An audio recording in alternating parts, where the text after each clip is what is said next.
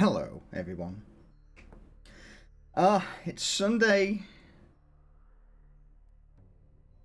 How is everyone? Hope you are well on this somewhat chilly, at least in the UK, Sunday evening. We're back. Episode 36. It's been a while. We were obviously not here last week. Foggy and cold here too. It just seems everywhere. Winter is coming. Winter is coming. It definitely is. Anyway, I would say cheers, but I'm on a warm coffee today. Needed. So, straight off the bat, Diesel balls. 56 months of tier 3 balls. Cheers for that resub. There's, thank you, buddy, for those 33 months. And we're doing this, I mean, it would seem, and of course, Erillin came in with the 2 years. Holy shit! 2 years. Thank you. 24 months. And then Lucius with the 48 months. 4 years. That's some big numbers. Well, let's unmute everyone, shall we? Hello.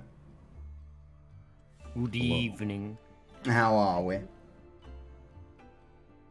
We're good. I overheard something earlier about Jump being a crack addict. Oh, for D&D? Yeah. Not the powder stuff, but for D&D, yeah. It's just 2 weeks. It's been 2 weeks. Welcome back. I can't help it. I've been feeding. Ugh. You've been feeding? No, fiending. I say, calm down, I have fed myself, but Bringing me into this shit for? Because fiending, fair. All right. yeah, Diesel's right. I am Southern. Sometimes my words sound like other things. Chipotle.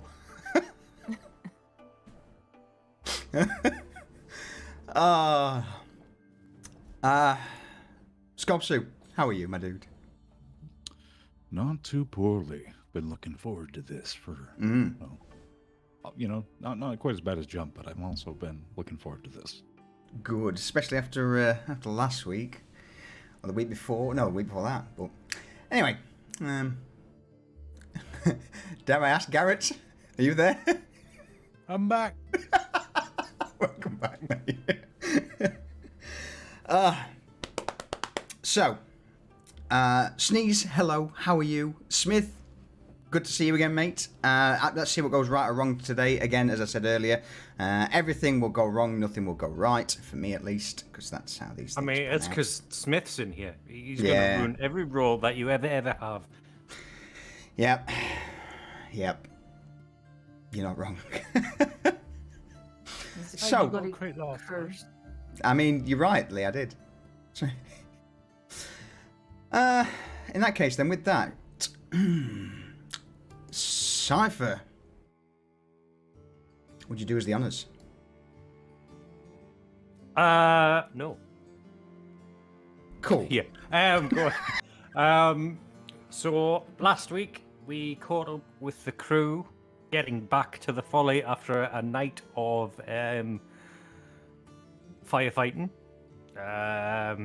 Everybody but Vanya regaled each other of what they'd been doing on the night. Vanya was unceremoniously dumped in her bedroom like a sack of fucking tatties, because nobody could be asked dragging her any further because she'd fallen asleep. Fucking layout. The group realised after a little chit chat that it was fucking morning and they still had shitloads to do, and they were like, well, no point going to bed yet, so they didn't. And then they were off to Market Road to check on everybody, make sure everybody was all right, everybody was fine. That is till Desmond set his eyes on the poor, hold on, what's his fucking name? It's irrelevant. Bodo It's Farbrook. Farbrook. That poor, dumb bastard. Fucking overcharged Desmond. Get the fucking... You get the pimp hand. So, yeah. Desmond basically manufactured the situation where he wanted to sell. I mean, Dwen wanted the extra space, because, you know, it's time to expand. But yeah, Desmond totally threatened, extorted, and then got paid for his hard work. I believe it was a gold coin, yeah? You walked away with? Yeah. So proud. So proud. Did Look at my Garrett boy. Did he take a percentage of it? Garrett doesn't know that. Garrett doesn't need to know.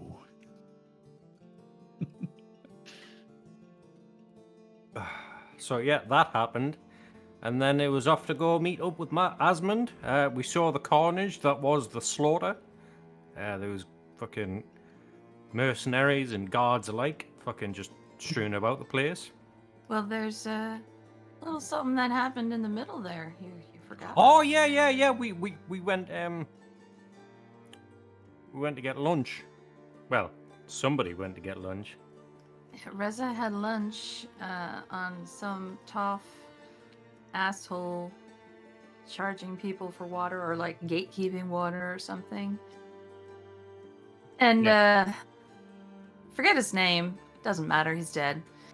Proper dead. Took his clothes though, and we went to see Thomas. We did. And basically said, go do what you need to do, and gave him some new clothes.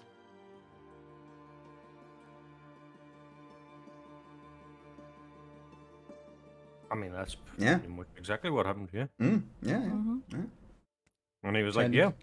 yeah, well done, guys. And then off to see Asmund. Yeah. What was left of the place cleared out, I believe the term is. Yeah. But we found a stinking hole from which he crawled out of and escaped into the sewers, and then from the sewers to the river. So we knocked down the bricks because I'm guessing it was walled up hastily. Yeah.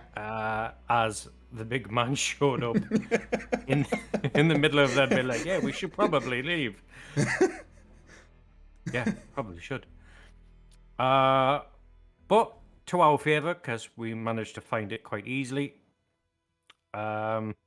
Just as well, fucking, we did what we did because I feel like Asma would have been caught otherwise.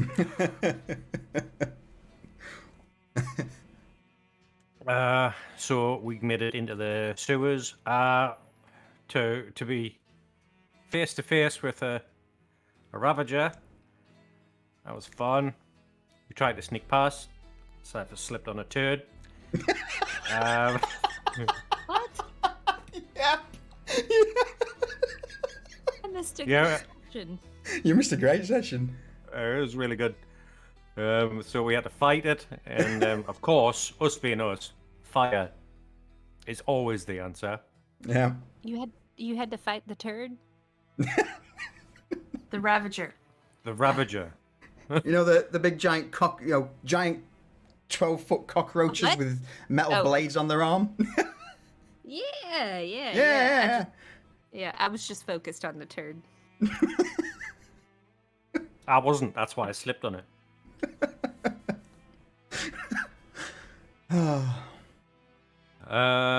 But we fucked it up, but it's still alive, injured. So you never know. You never know. And then we got to the river and found some of Asmund's men. Mm. Mainly the ginger bastard himself. Wow. Old Vickland. Yeah. And I think we sat there for like 6 hours chatting, Mm-hmm. finding out where everything is, and we're just waiting on Asmund to show up. And Yep. I do believe that last roll there was the number of people. Sorry for fucking Stool. Yeah, it is You should indeed. come work for us. Yeah. So yeah, so the other person who was also there was Asmund's new right-hand woman, a somewhat yeah. lithe figure by the name of Kara, if I remember. Reza was getting all bestie with her. So, anyone wishes to add anything before we get stuck in?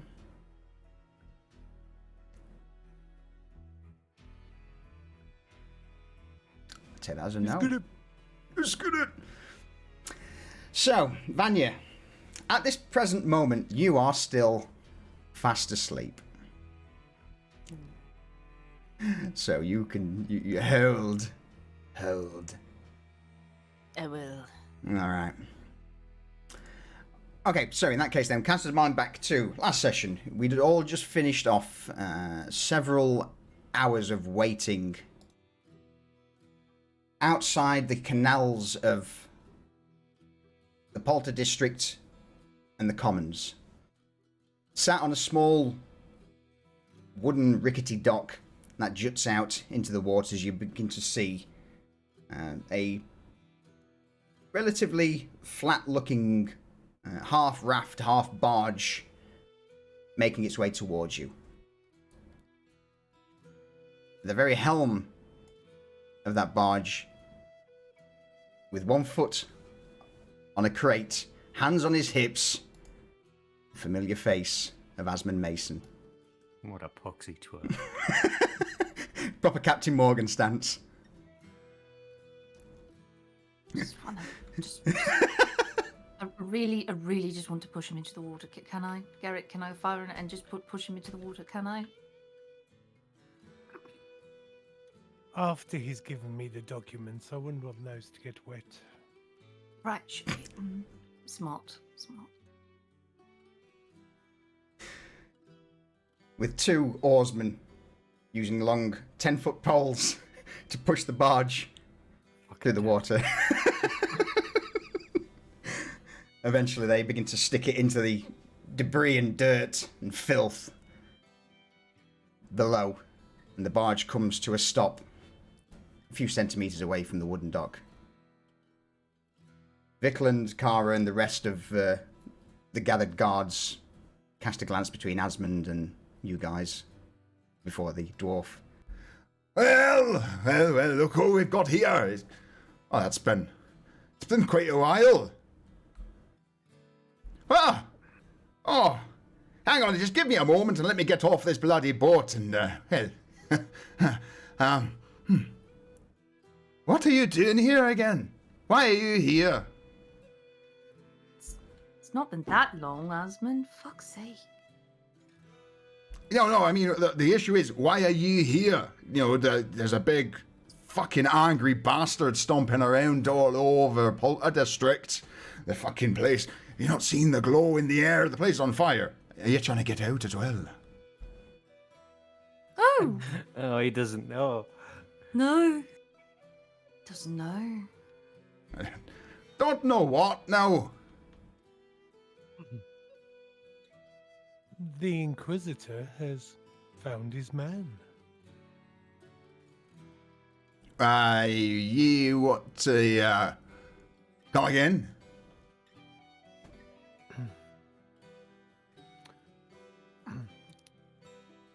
Well, we left some breadcrumbs that the Inquisitor could follow. And follow he did. And it seems there's now an opening for a new overseer of Market Row and Lower Streets. Because the man's nailed to the Carnelian Gate. Silver stick right through his heart. Just ye hang on a minute. Are you saying that? No. Asmund looks around at the rest of the guards. None of them bat an eyelid. Most of them have got their arms crossed. A few are just looking out across the water. Hey, surely you're not telling me that you actually managed to fucking pull that shite off? No. Do you think we'd still be sitting here if we hadn't? I know you'd probably be missing your head as it caved into your fucking chests, but well, I didn't realize you'd been going senile already, Asmund. You were very good. I can't imagine how you forgot. I know you're good, but that's a fucking inquisitor. Oh, look. With that, he steps onto the dock, tries to wrap his arm around, I would probably say Garrett's lower torso, and Reza's like puts a hand on her shoulder and starts guiding them towards the wall where all of his cargo's stored at the moment. Oh, look, come. Let's have a chat. Let's have a wee chat, shall we?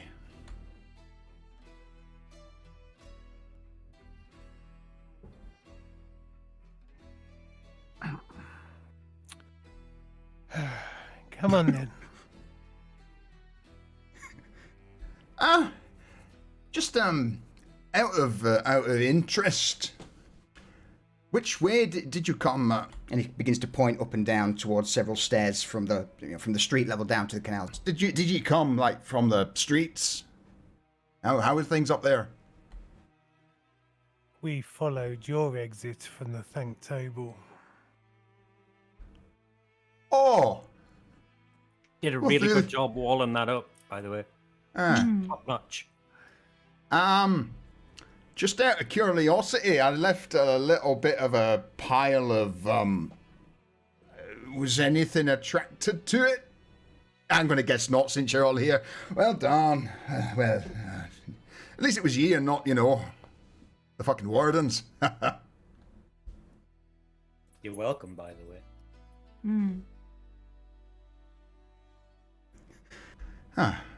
Good.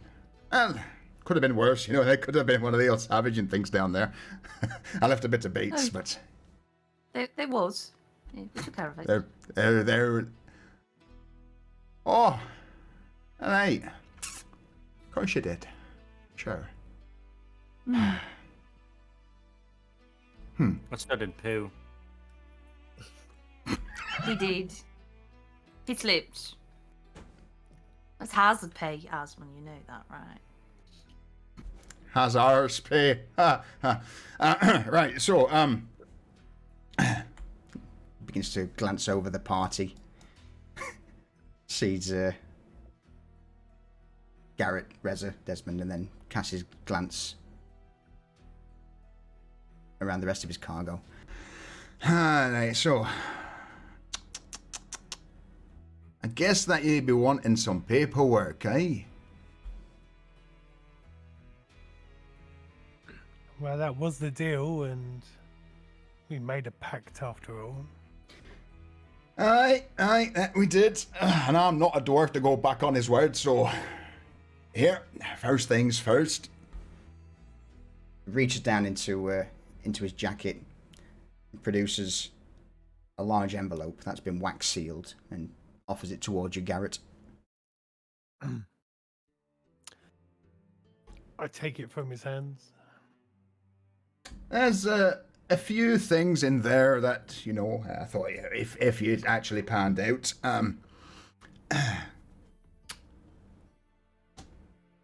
Couple of names and passes, should we say, for a few of the old barges that come on the canals. So if you want to go downriver into the commons, flash one of those things to any of the old ferrymen and they will quite happily take you down. And of course there's the deed to the folly. You'll have to get it, handed into the administration or whatever when it's rebuilt, I guess. Don't worry, we're taking care of that too. Wait, what? Surely you've not got your wee little fingers dabbled into the old fucking district's office.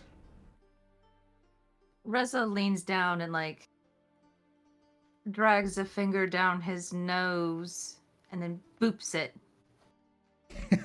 Ah, and says, Ah. "Our fingers are everywhere, Asmund." fuck's sake, I'm gonna have to start. Casts a final glance over the group, and his eyes settle on Desmond. Looks like I've unleashed a pack of fucking monsters into the city, eh? Next thing, before I know, you'll have me in the Commons District, you'll be in Dirktown, and fuck me, you might even have those in the Temple District into your grasp. Hey, one can dream, just, you know.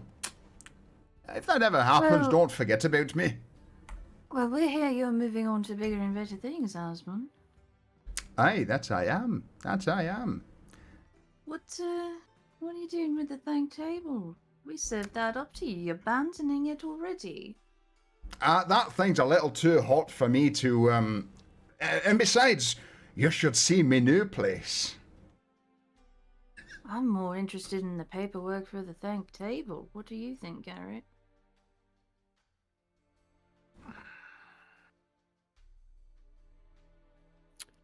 It's not something that we'd want to run ourselves, But we could sell it to somebody.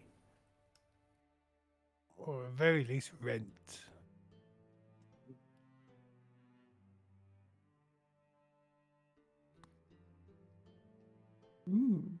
It's income. Alright, well look, how's about this? You lot sort of fuck off, have a little bit of a discussion, see what you want to do, and then come back to me when you've got an idea, and if it's something that I find interesting, I might even, you know, hand it over for a favour. Aye. Hand it over for a favour. Remind me, Garrett. Cypher, sorry. What were we supposed to get for getting the Inquisitor off his back? Reminds me. This piece of paper here. That piece of paper there. Right. Okay. And not only that, you know, I've added a few embellishments on it. You've got, you know, a little pass into the old commons. And I'm sure that my associate here, And he motions a hand towards Kara.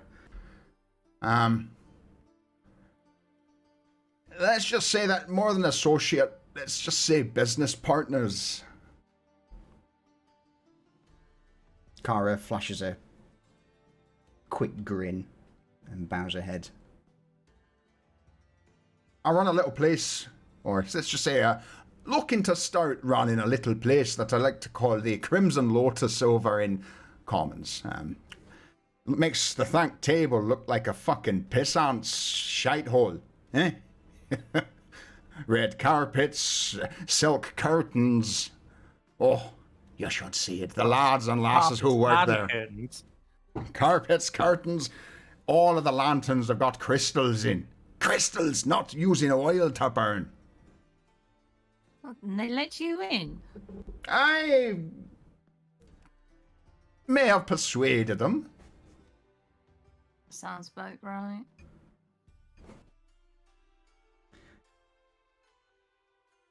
Kara turns over. Well, let's just say that he brought an offer to a group, and in return, they would let him run the place. Business transaction, of course. You know, and I'm, as mentioned earlier, if there is, if this is something that perhaps it interests you, I'm sure someone very close by will be in touch soon.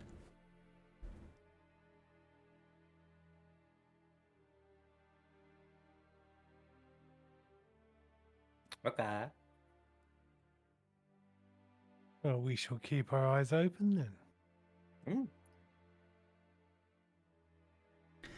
So, with that, is there anything else that you lot want from me? anything in particular that you need? I've still got a vast majority of my old cargo here on docks, so if you want something, you better make yourselves known now, and I'll have a few of the lads ferret through. What you got? Ah, that's pretty much my entire stash of stuff, so what do you need? I'm just happy to see you alive and well, Asmund. Ah, I didn't know you could shit as well. But I appreciate it. Thank you, Ezra. Taps you on the back briefly. A somewhat friendly smile, which for Asmund is quite rare. Creeps up at the corners of his lips. At this point, you'd notice, that he's missing a few teeth, considering Asmund rarely smiles.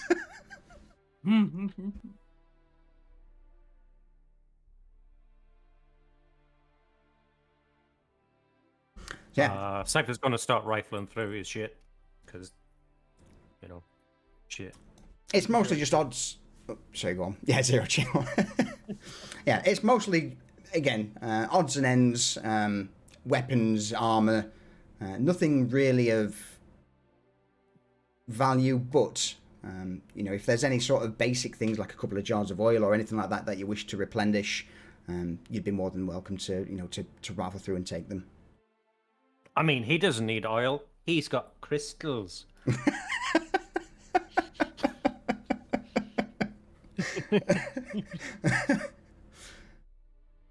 me a d4.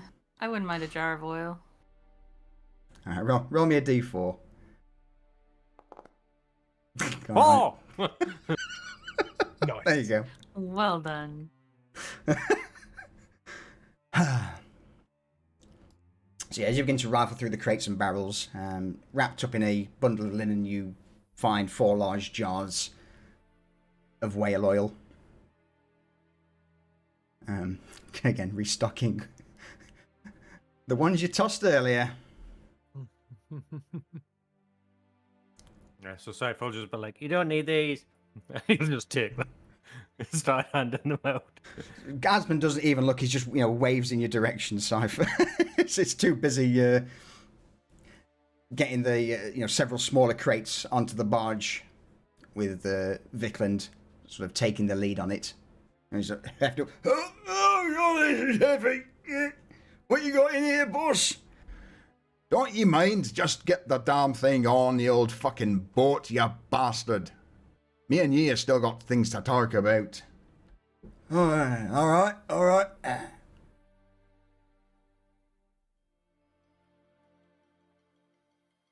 So, with that, you've got basically access to the commons. The deed for the folly as its true owners. And as many passes as I can forge. Yep.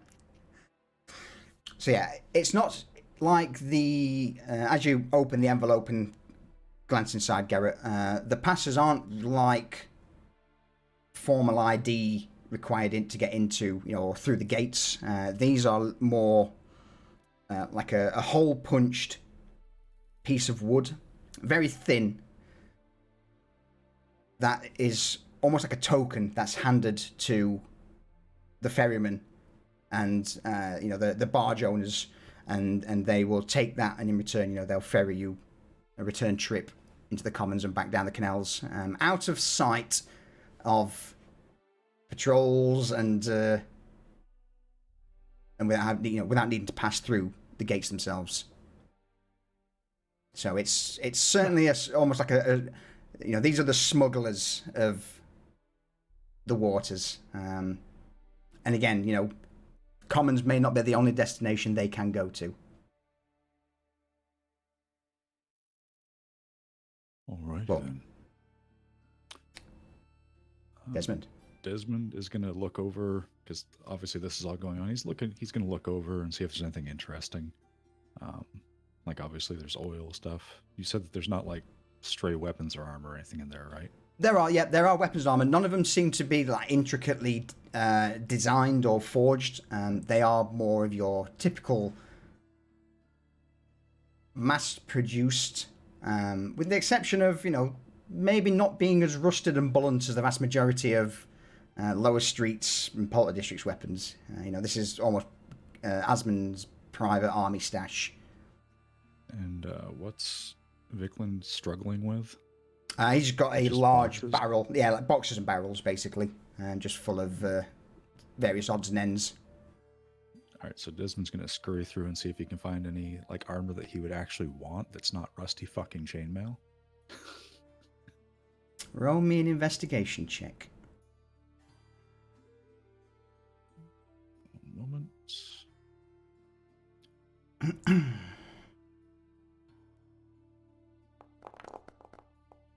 Fuck off!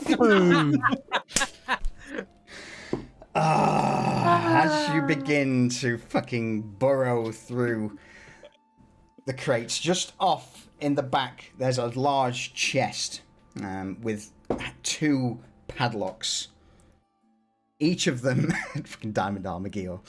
Each of these locks are, incredibly thick. They're not just basic poor man's locks that they would slap on. These are heavy duty things that, if something was in there, they would want to keep it in there. And don't think of it so much as a treasure chest, more of a locked suitcase. Okay, so like an attaché case. Yeah, Like okay. like a reinforced, Like a travel trunk. pretty much, yeah, like a wooden, metal reinforced travel trunk. Probably, I would say, 4 feet long, and about 1.5 feet, 2 foot wide. So quite a large. Understood. All right.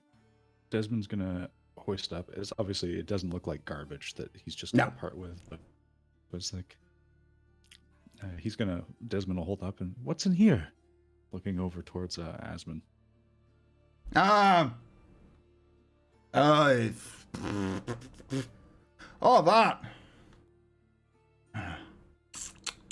You don't know, do you? No, I've not opened it in. If I even forgot I had it. You want? Why do you want it?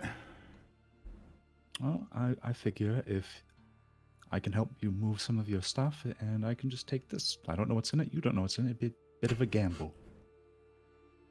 All right. A bit of a gamble, yeah, I like that. Hey, you've got yourself a deal. In that case, Vic, get on the fucking barge, you useless sack of shite. And then Asmund points a stubby finger to roughly about 15 barrels. You can move those onto that barge without them toppling over and falling into the drink then. Sure, why not? You can have that fucking case.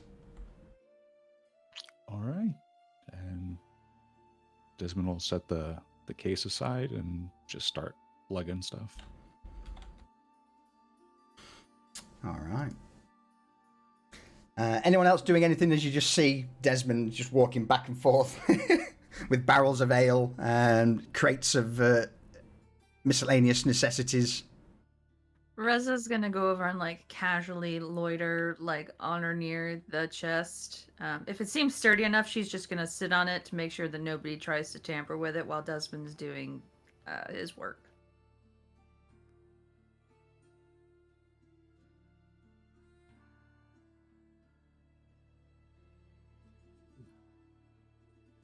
I'm gonna have a quick look for the envelope I was given. Yep. Basically, the envelope itself contains the deed. Roll me a d10, Garrett. Not that it really matters too much, because you're the fucking forgery and woodworking. Not like they'll be hard to forge, but roll me a d10 anyway. There are 9 small wooden slats of these tokens. Each one's only about an inch or two, about an inch long and half an inch thick. You know, they're pretty small wooden tokens with quite a detailed symbol punched into the center. But yeah, they're the tokens that you give to the canal. And then last but not least, there is another scroll, piece of parchment. That's kind of like an introduction letter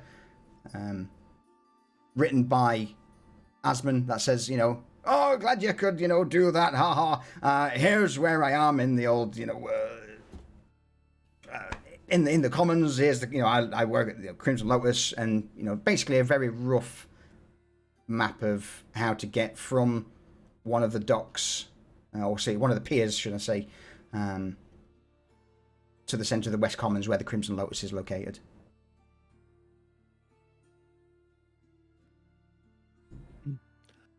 Lovely. I say, Asmund, I didn't realise you spent time as a cartographer. Why did you say that?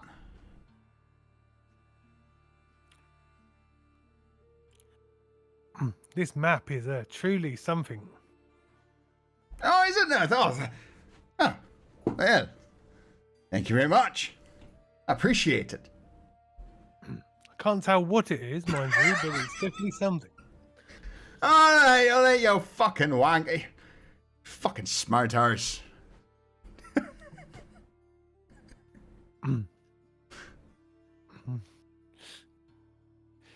See, you're missing us already. Aye, if that's... alright, well, look. Looks like little, you're selling that little boy by any chance? Or can I sort of contract him off you for a bit? Because... No, he's mine. Well, he's Vanya's son. Long story, but we wouldn't want to sell her child. Yeah, where is Vanya? Asleep. We've been very busy. I should be asleep. Alright. Yes, you should be. No, I gave my word that we'd look after him, and look after him we shall. Besides, he's really cool and strong. He can do loads of stuff. Aye, I noticed. I've no. Aye, well, look, the looks like it's finished uploading me cargo, so I'm gonna push off. I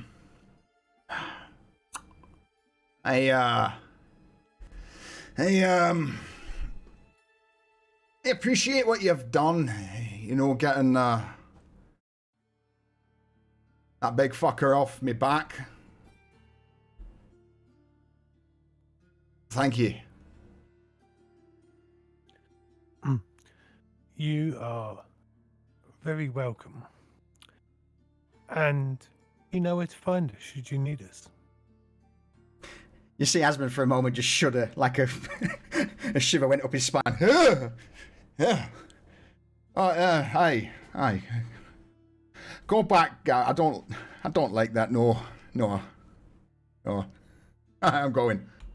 With that emotions, the rest of his companions step on board the barge as they begin to push off. Apart from two of them. And just as Asmund's pushed off, he turns back, see these two people. Hey, wait. What are you doing? I've paid you, you bastard. Cypher's sat there on a box, kicking his feet with a stupid grin on his face. Mine now! We'll have a work on these two additional guards later on as to who they are and what they do. So I want to get together with you, Cypher, on your new friends. All right. So with that and the barge being ushered along the waters of the canals towards the West Commons district, you are all now stood on a pier with a rather large wooden box, documents to the folly, and a few cuts and bruises from your time in the sewer. Can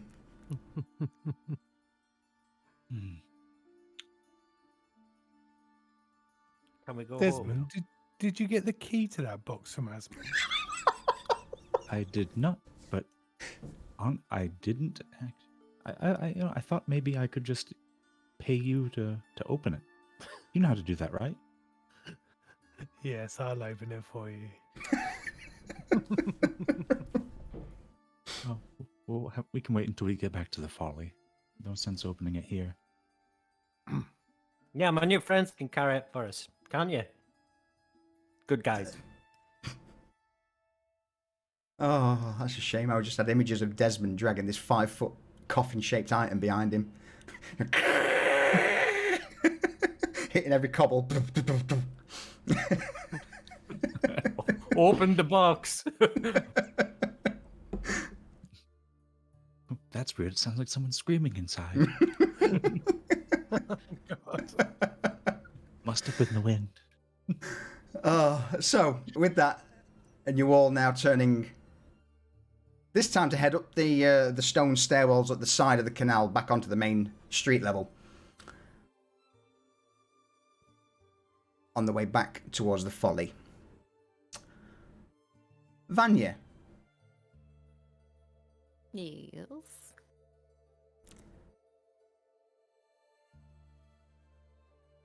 You toss and turn and eventually throw yourself awake.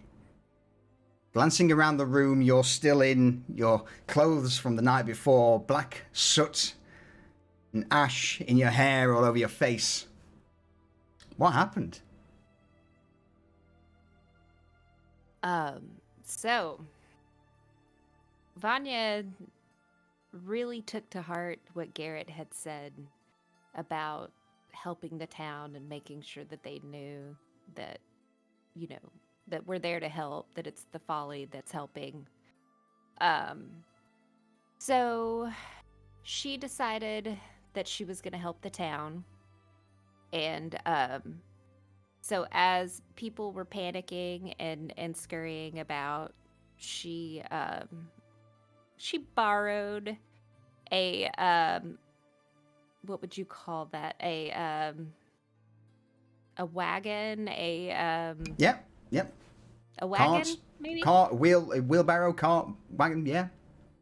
Yeah, and as part of that, you know, she's gonna help the town folk out, and as she is stealing the cart or the wagon, I mean, not stealing, borrowing. She notices, you know, because there's occasional some blood-soaked rags around because people are getting burnt and, you know, bleeding. And, Hit with so giant pieces of wood and brick yeah, as buildings so collapse. there's plenty of red-soaked things around, and she's like, "Well, I'm gonna make a name for this," and so she takes the red blood-soaked rag and makes a red cross on the wagon. And fills the wagon with see here. She's gonna do a roasted boar. She's gonna use her robe of useful items, and some metal tankards that she will use prestidigitation to do water, and go around all night as people are exhausted and resting, you know, feeding them, giving them water, and giving them some motivational phrases. You know, there's things like she would say, you know, as she sees somebody grasping for air because their lungs are filled with the smoke. She's like, when you want to succeed as bad as you want to breathe, then you'll be successful. I asked everyone for a complication as well and how they managed to overcome it, but I'm going to give you this complication. As the evening wore on, right, and as you were running down the streets with this wheelbarrow with a large roasted boar, people would start to hear that there's this crazy woman running around the streets handing out roasted boar. No one has seen boar in Nova Stoya for many, many, many years. Shit. So, so your complication is, at one point, as you're running this wheelbarrow of roasted boar around a corner, you are met with what can only be described as a hungry mob, almost zombie-like in their appearance, of roughly 20 to 30 people charging up towards you. Hands outstretched, mouths dripping with saliva, and as you begin to back the wheelbarrow up, look down the junction, you see another group of about 10 or 15 also charging towards you with the same hungry expression. What do you do?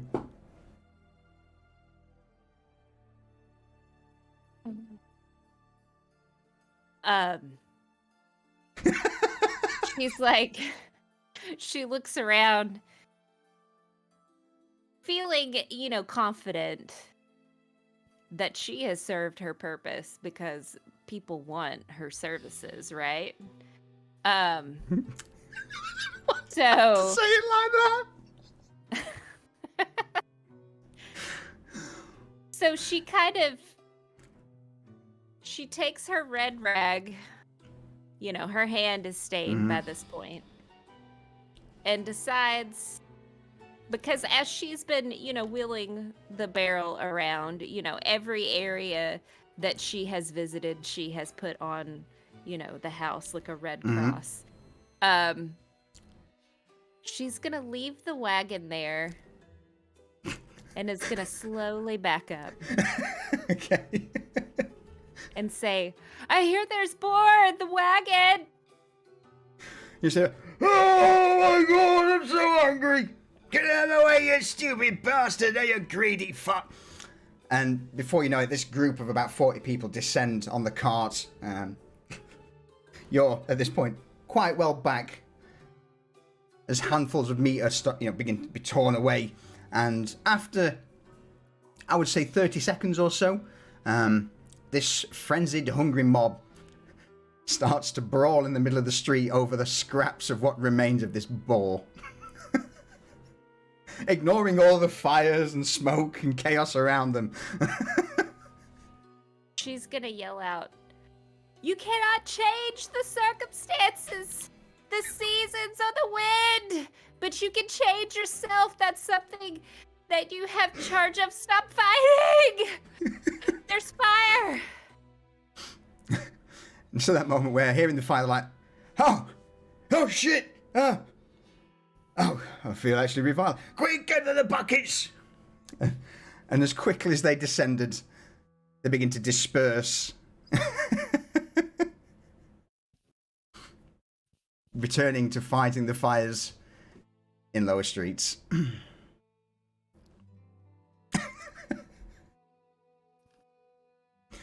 Back to you, Vanya. She's and goes back to her wagon. Is it destroyed? No, the wagon's fine. There are no longer any plates or metal cups. They've been stolen. But the wagon's okay. Is the bones and the carcass still there though? No. Oh, they've eaten the bones. Okay. Eaten, taken, who knows at this point.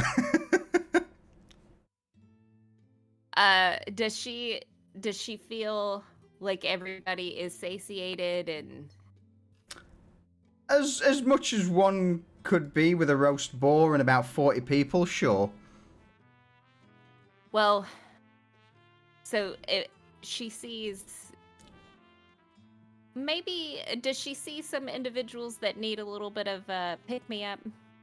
Yeah, you would be able to. I mean, I would say for the sake of your duty, you now somewhat more discreetly begin handing out parcels of food and meet towards those who are looking a little bit more exhausted, and those who are either wounded, injured.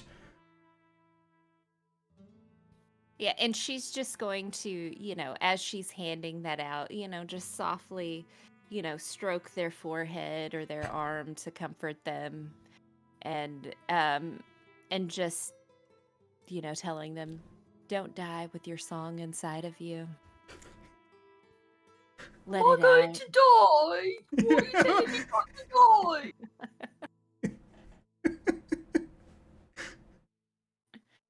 You've been It asked the just- question, Vanya.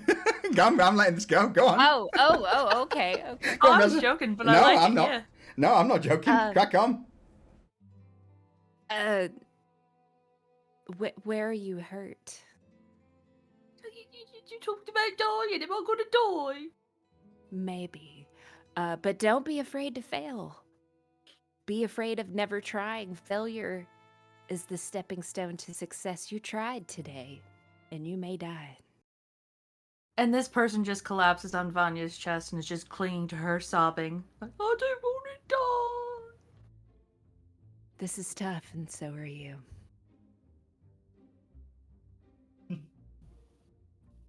You're covered with snot at this point. Just let it go. Just let it go. Just go ahead and die.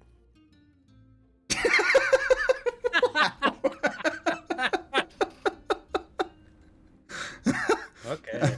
Okay. I'm here for you to comfort you in this time so that you can go easily. This poor woman, she just starts sobbing harder and just picks up Vanya's skirt and uses it to blow her nose.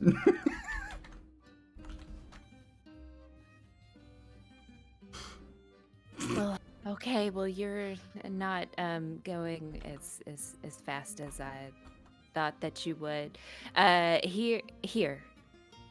Take this bit of food and yell if you need me. I've got to go help the next person. I'm saved. I'm saved. She gave me food. She's an angel.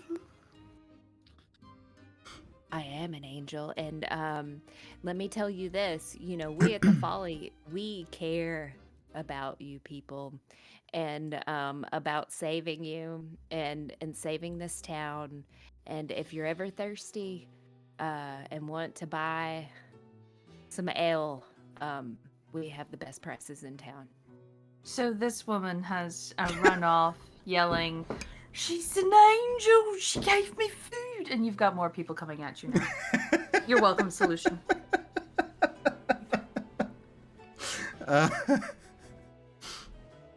So having this woman run down the street shouting, she's an angel, she gave me food.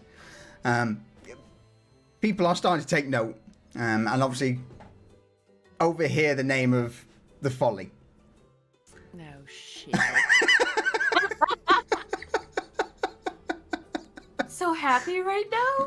Cry. They have their head on their shoulders a little more, considering, a lot of them have been fed and, they're still battling this fire that's threatening to engulf the entire Lower Streets area. But it's certainly not gone past, gone over their heads. Is there anything of particular else you wish to do, Vanya? At this point, she feels like she kind of messed up. She was trying to do good, but it didn't work out that way. And she's exhausted, breathing in all of the smoke and, dragging people from burning areas where they have passed out and ailing them. And she's like, I can't. I'm exhausted. I gotta take care of myself too. So she's gonna head back to the Folly to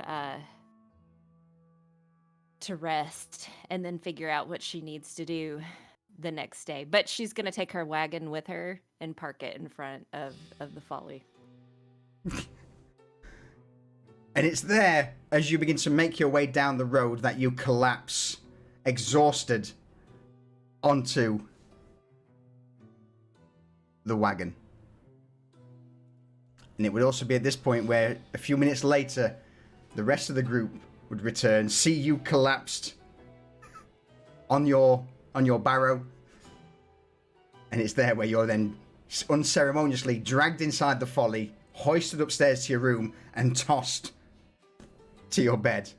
Which brings us back to the very start, where you awoke, covered in soot, ash in your hair. The folly itself now quiet. So go on, Reza. And snot. Don't forget the snot. And snot. A dried, crusty snot trail over your, sort of down your dress. Another dress ruined. I'm gonna be without clothes soon. And I will say at that point, the rest of the party would now, you'd hear the doors rattle as the rest have now returned. And I will say that's probably a good point for us all to call a quick be right back, pee break, refill the clock. Yeah. Pee and Steel Wanker. Thank you for those 56 tier 3 months, my dude. I appreciate it. How are you, buddy? How are you? How's the weekend going? Productive, I hope. But we are going to be right back. So, give us but a moment.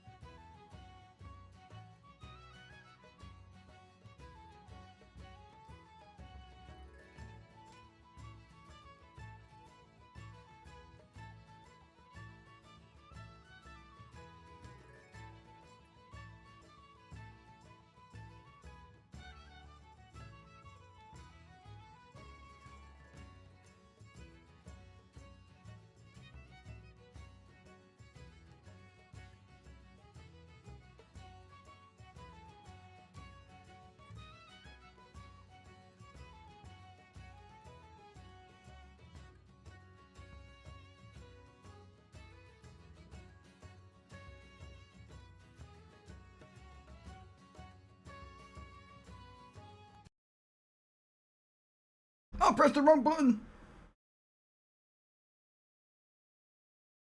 Getting one job. I know.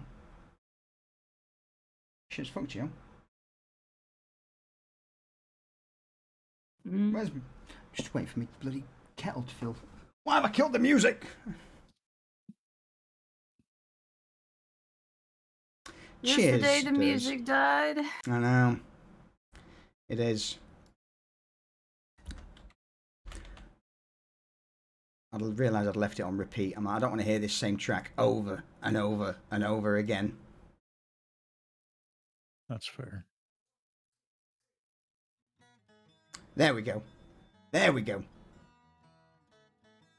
All right. 2 seconds.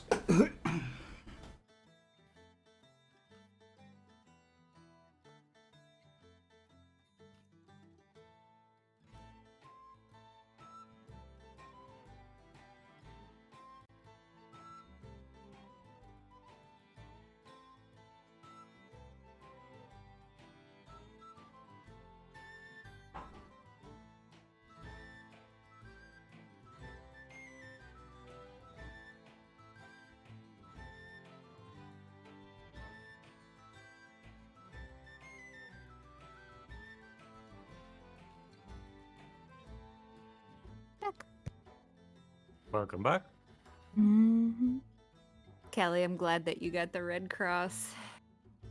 Oh, I totally did. 100%.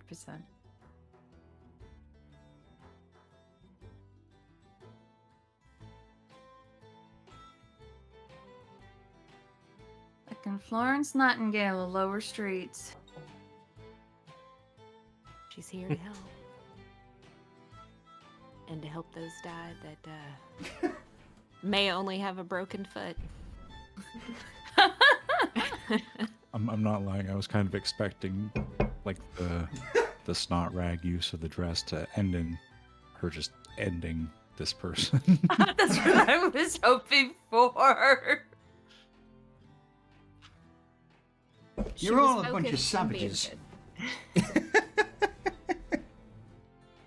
Hey, listen, last time we played, I extorted a gnome into selling his entire worth for 2 gold coins. So- well, a gold coin, but Skill right there. Monsters. All right. Monsters here. it's all Mhm. for the greater good. The greater The good. Greater good. Okay. Stop it! Oh, it's a good film. All right. Seymour. Seymour.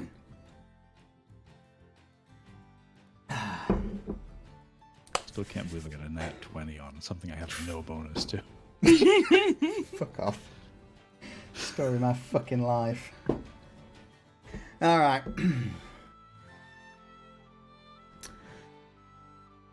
I guess everyone's back.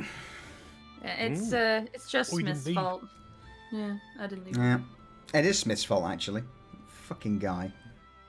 Told you. Oh, I wonder what Solutions die. Well, yeah, my Solutions dice rolls are cursed. Everyone else's gets fucking benefits. Thanks, Smith. Thanks. So, Vanya, as you're now sat upright, I would say at this point you were dumped half on the bed, half on the floor. You know, your knees on the floor. So you're sort of now in a kneeling position. Your bed in front of you, and you begin to hear the doors rattle as the rest of the party returns from whatever adventure they've been on over the last 8 hours or so. She's gonna kind of push herself up, and it's like, oh, her body's stiff because of like sleeping on her knees and half on the bed. And she goes,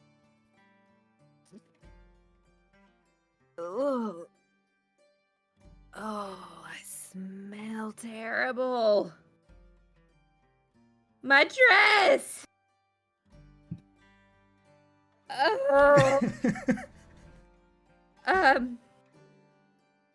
And she gets up and she's like, I can't be seen like this. So she's gonna quickly like clean herself up and to put a new dress on and to you know, look all proper again and head downstairs. All right. As you begin to head down the wooden stairwell, you open the door and find the rest of the group. What are you all doing? Are we still like bedraggled and disgusting from fighting the fires? Absolutely. Perfect. You are all bedraggled and disgusting. Yeah. Fine. Garrett, on the other hand, won't be. One artful smudge under his eye. Of course, you fucker. Yeah, no, I remember exactly those were the words he said. He had one smudge Yep. under his eye because he was commanding people and organising stuff. So, yeah, the rest of you are still covered in soot, ash, shit and piss from the sewers. You name it, you've got it on you. You are filthy. Apart from Garrett, probably a bit of sludge on his boots if he's lucky.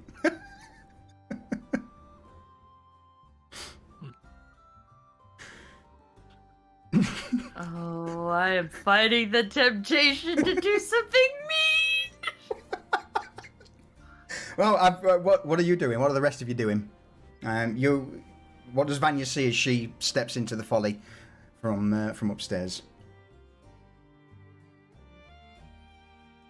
Cypher's still outside, showing his new friends to the bunkhouse. Okay. And I guess. Sorry, go ahead. So he'll come in a few moments. Desmond, where do you want to put this thing? Well, I should probably bring it upstairs to where Garrett has his tools if we're gonna get it open. Right. Okay. Do you need any help? I would be surprised if I do. Fuck me then. All right. Good on you. Being fucking polite. You fucking lip on you. All right. I'm proud of you. I am proud of you. All right. So yeah, you see Garrett and Reza stood, toward the middle. Sorry, Desmond and Reza. Desmond's got this 5 foot long, 5 foot long trunk behind him. Does Desmond see Vanya coming down the stairs? It's entirely down to you guys. Okay. So are you on your way down the stairs, Vanya? Well, if you're headed up the stairs while she's headed down, she's well aware, she's always scoping out people's situations, like if they're dirty or not. And if she sees you coming up the stairs, she's going to run back up the stairs to get out of the way so that you don't have to brush by her to get her dirty. Okay, so Desmond coming up the stairs with this box, over his shoulder, just dragging it up. Vanya, I helped someone find a new life path. What do you look like? Well, so actually, now thinking about it, this is probably not the greatest thing to see when you first get up and you're coming downstairs. But it's, Desmond at his massive 3 feet tall, carrying a box that looks a lot like a coffin behind him over his shoulder that he's holding on to, covered in all kinds of foul things, including excrement, ash, soot, just walking up the stairs, just trying to greet Vanya as she's turning away and running away for no apparent reason. She's gonna yell as she's turning to run. That's great, Desmond. I think I did too. I'll tell you all about it. Just wait there. Well, I'm gonna let you pass and do your thing. I just cleaned myself up. And you look like you would get me dirty again if you touched me. So, I'll wait in my room. Very well. This is just gonna drag the box to where Garrett's door is. Test it, see if it's unlocked. It's not gonna be unlocked, I'm guessing, but he'll just put the box there, outside the door, out of the way. All right. Reza. I think Reza, filthy as she is still, will have collapsed in a chair at their usual table in the corner. She's tired. She doesn't need a lot of sleep, but she's tired. It's one of those moments where she sits down like... Yeah. She's like...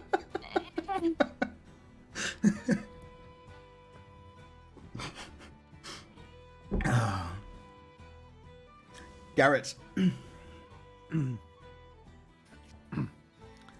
Well, as everyone's looking a bit sleepy, I'm going to go up and help Desmond with his box. All right, you make your way up the stairs and you catch a very slight glimpse of Vanya darting into her room as Desmond drops the box to the ground in front of your door. And as Desmond turns around to walk back, Desmond, you'd see Garrett stood there. Oh, then he'll just stay there. Oh, yes, when you have the time, I did get... And Desmond's going to pat over his pockets. He's going to fish out his 1 gold coin and hold it up to get it. Oh, Where did you get that? Well, it's a bit of a story. I'll tell you while you help me open the box. Come on in then. And I unlock my door. And... All right, so you know how Gwen has been making a killing off of the fires and all the rebuilding? She was looking at getting a new space, and there wasn't any on Market Row, so... do you recall Farbrook, the gnome that was trying to charge gold coins for oil jars? Oh, yes. Well, he decided that he would very much like to get out of the shopkeeper business, and so he sold his building to Dwen for a gold coin. Huh. Well then. I mean, it And makes no this odds to me. is- Well, this is.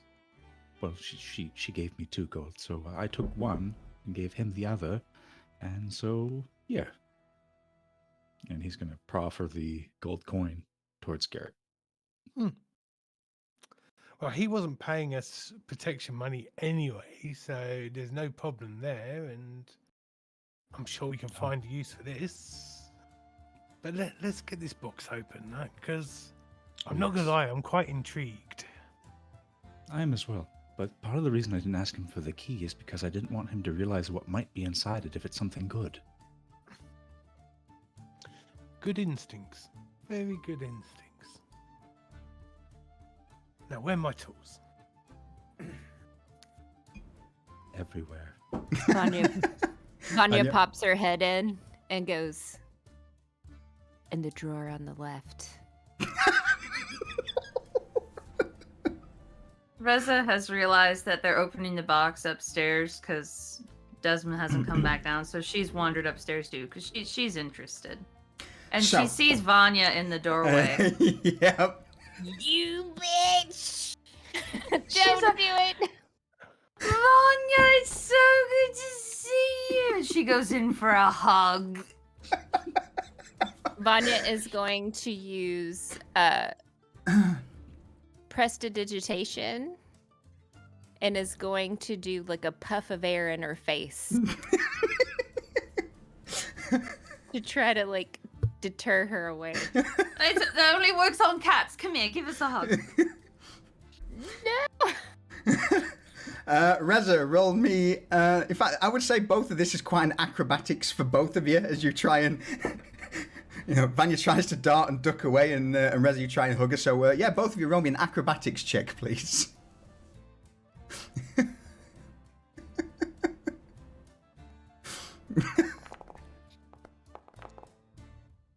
Oh no! Oh no! Reza, what happens? Reza just wraps her arms around Vanya and just holds her close. I missed you, best friend. And then she whispers in her ear, you probably could have just used prestidigitation to clean me off so you didn't get dirty.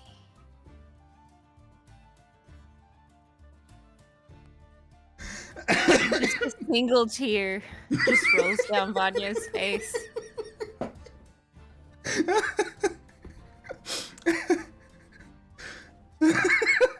No, don't cry. Don't cry. We're reunited again.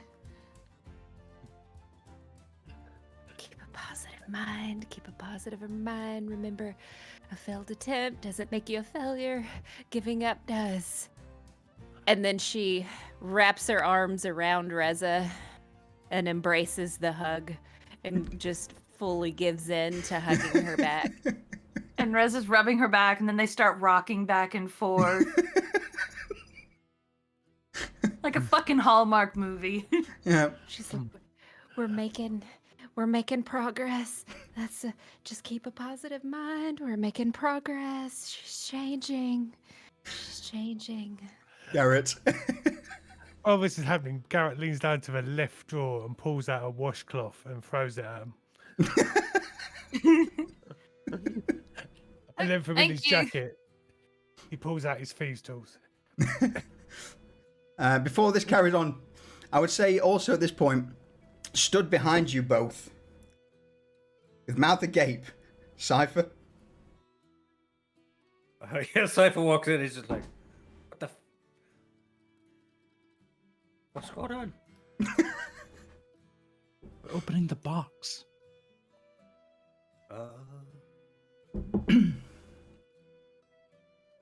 And Garrett. He's having a breakdown. Sorry, go on, Desmond, carry on. That's it. Reza eventually lets go, takes the washcloth, and starts wiping down like her face and her hands, and just goes in and sits placidly in Garrett's office in her normal chair, kind of slightly smug look on her face. So, with everyone now gathered, Garrett, with your thieves' tools in hand, Roll me a sleight of hand check.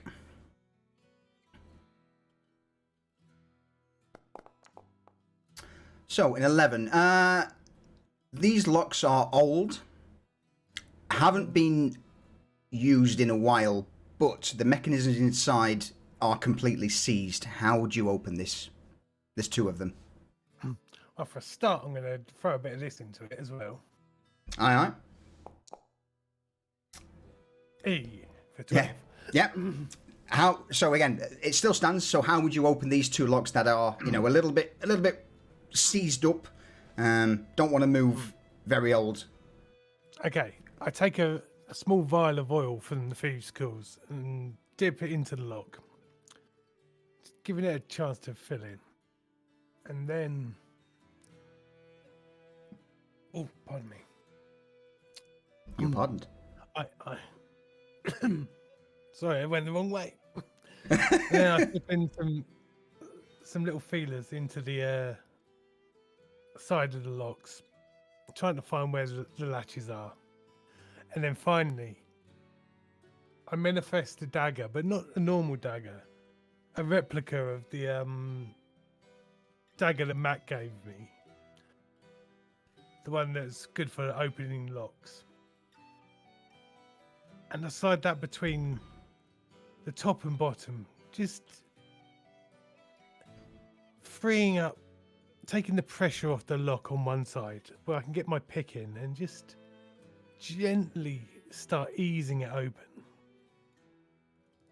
Sound of scraping metal before eventually ping.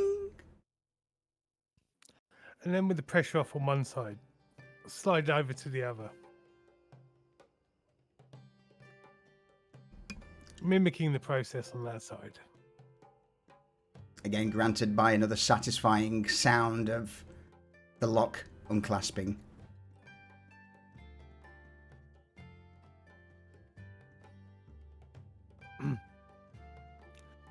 But before opening the box, just feeling with the picks that there's no little booby traps that Asmon's put into his stuff, because he's a sneaky bastard. No little vials that are going to break or anything. You are safe. You notice something for a brief moment. You sort of pause. Everyone glances at you as you freeze. But before eventually realizing that perhaps once there may have been a trap here, but it has either long been either deactivated or just degraded over the years of misuse. It's safe to open. And I don't open it. Because it's Desmond's box. Yeah. It's for him to do the honours. Oh, Desmond will reach up and just open the lid gingerly, trying to make sure it doesn't fly open. As the lid begins to lift, you see a small rusted silver point of a crossbow bolt slowly begin to inch out towards you, but not fire. Oh, it's an awfully big box for a crossbow. It's a small hand crossbow, like a built into the lid. Yeah.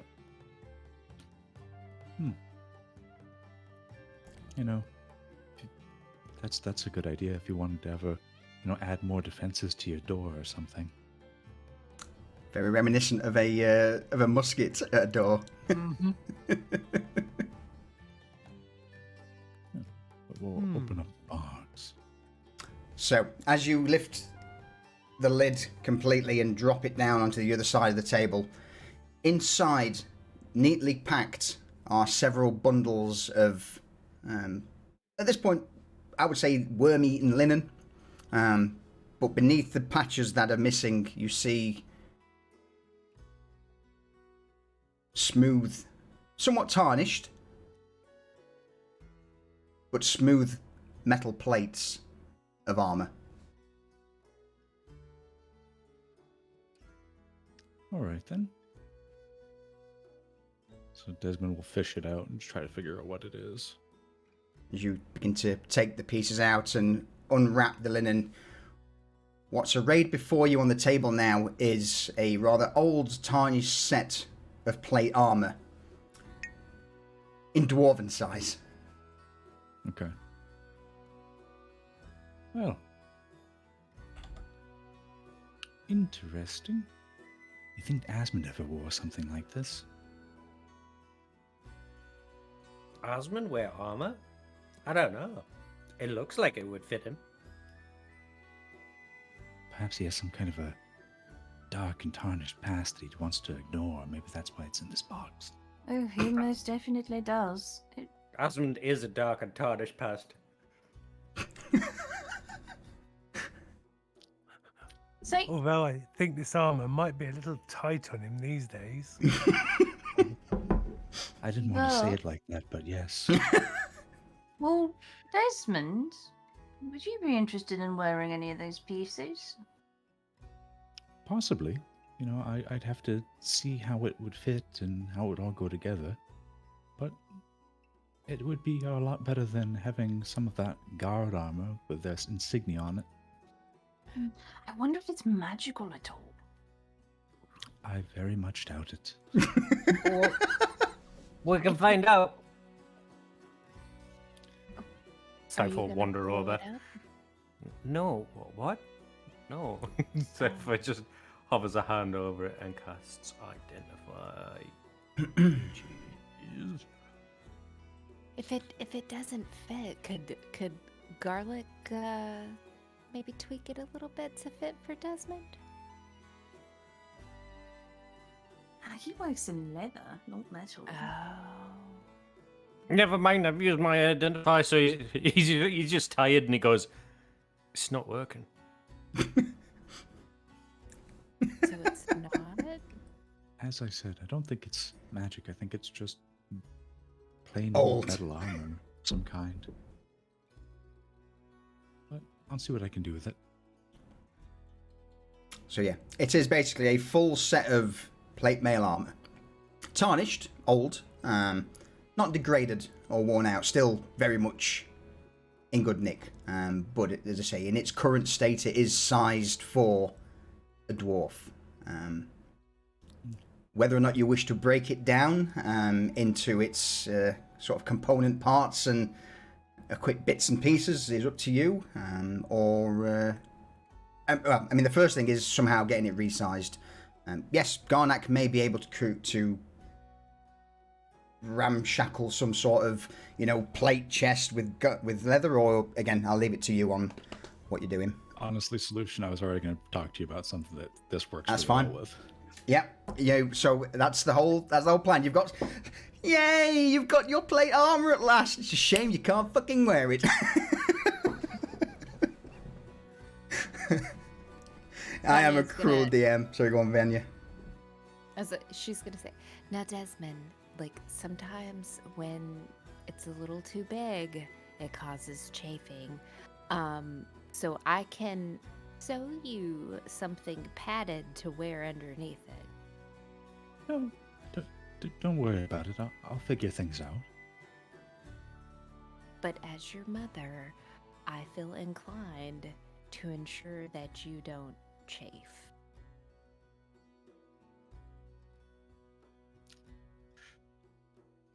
He's probably chafing over the fact you're his mother, but sorry, go ahead, Desmond. Don't. But goodness. It's okay. I have what I need for now. I will see what I can do with this later. I'm just gonna go ahead and in my off time make you something anyways. Maybe like just a padded shirt and some shorts, and I'm just gonna go ahead and do that for you, okay? In before the knitted sweater. Right. Do you like Now I'm cats? picturing like a Christmas sweater. I can I've been practicing, my kind of cross stitch, and I've kind of leaned towards I'm pretty good at putting cats on things, so you know what, I'll just go ahead and do it, and you just Yeah. I'll have a think on it. Yeah, a think.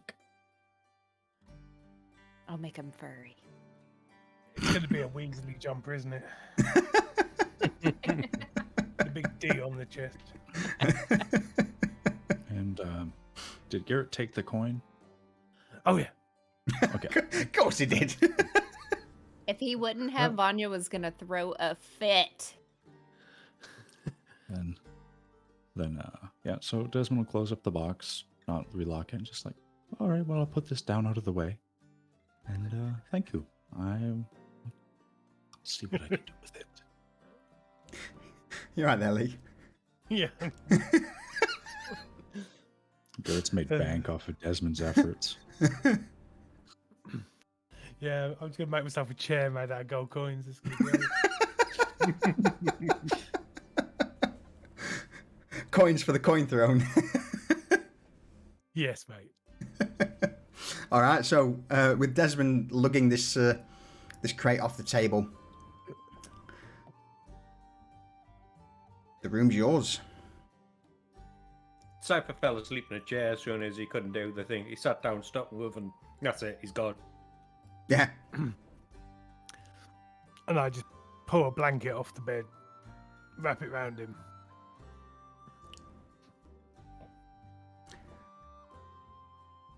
Dare I say then that you're all wanting a short rest? Yes. Yes.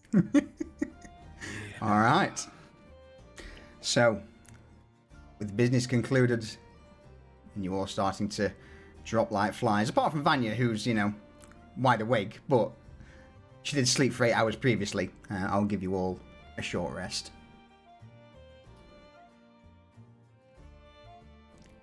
In that case. It's a shit roll. It's even shitter. Get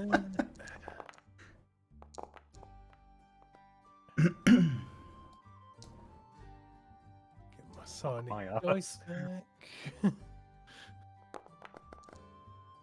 Oh, for fuck's sake. Vanya, also remember then. your thing as well, if you wish, Yeah, if you need you it. know what? Can I take that and I so go on. can get 1 level, 2nd level spell? You can. Let's do that. So with this being the first time you're doing this, How do I do it? what we will do is hold. Oh dear.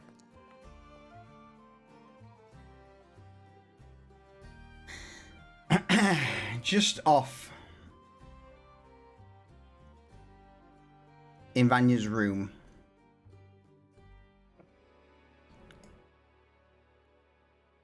Vanya, how does this whole scene look at the moment?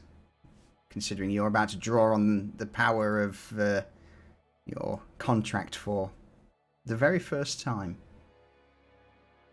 Well, so she's set at the foot of the bed, legs crossed.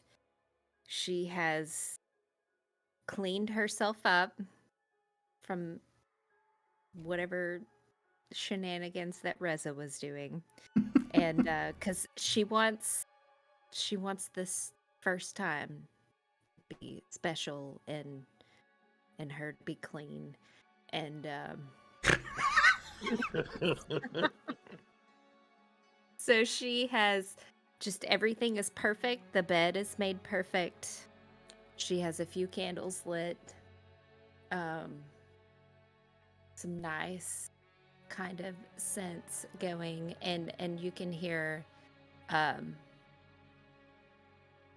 is there music downstairs? Like hopefully there's some Yeah, kind of someone is ambiance. singing "Let's Get It On." No, so The sad. bar's been closed for like 3 days. Yes, sadly there is nothing apart from maybe like the odd shout out in the street. No, at the moment the folly's been closed for quite a while. There is no noise at all. Okay, well, so she's gonna cast Minor Illusion with just a slight humming, singing noise Yeah. to kind of get her in the mental space. Yeah. So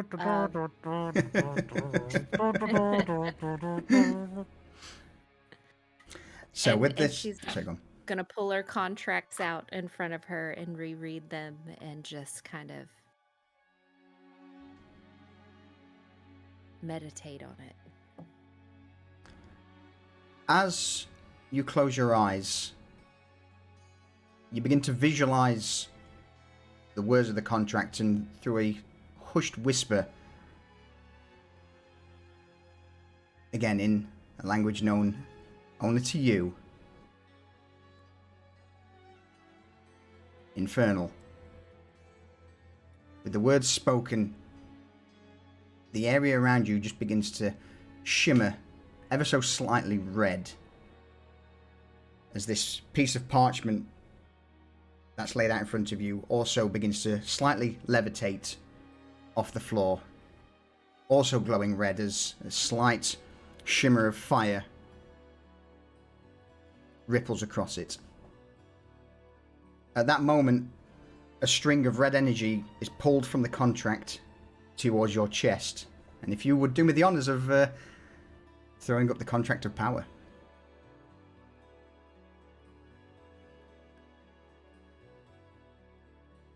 You feel a wave of energy wash over you. Your focus restored. And that is restoring a second level spell slot, is that correct? Yes. Alright. I need you to roll me an Arcana check, please.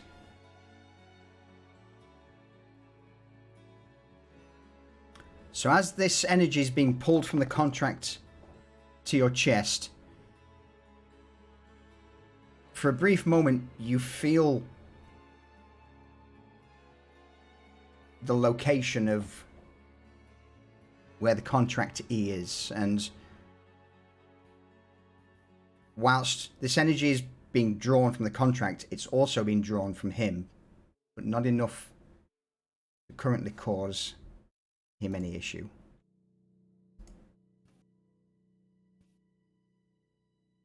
And Say go on.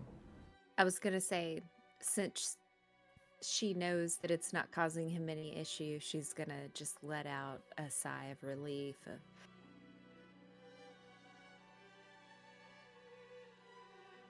A few moments pass and the red glow begins to dissipate, leaving you now wide awake, energized,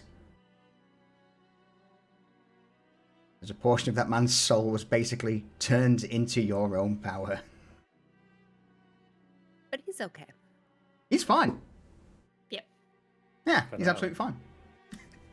And like Cypher said before, you know, what's he gonna do with it? So it's okay. He won't miss it. Do I just need to refresh to get that back? Like, how do I Nope, get that I've back? already done it for you. Oh, you It's are already awesome. done. Very much. So yes, you've gone back to 2 of your 3 second level spells.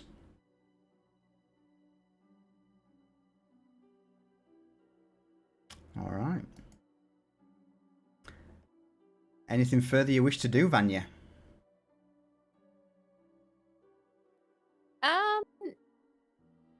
You know, since she is up and she's going to go downstairs and see what, since they've been closed for a while, like what needs to be done to you know, ready the place for potentially reopening. So she's gonna clean, she's gonna All right. prep things. All right. Excellent. Anybody else wish to do or bring anything to the table during the short rest? Or are you all just flat out dead to the world? Reza is bathing for 4 hours, then sleeping for 4 hours. After a little food coma. Yeah. Oh dear. All right. Well, I dare say that was a pretty hefty chunk. Let's see what else comes of that. But fast forward to the morning. As you all begin to make your way down into the folly, you find the place absolutely spotless, gleaming even, with Vanya eyes wide, almost like she's on something, just spotlessly cleaning the place. And unbeknownst to Vanya, just sat quietly on one of the tables, swinging her legs, is the form of Valentina.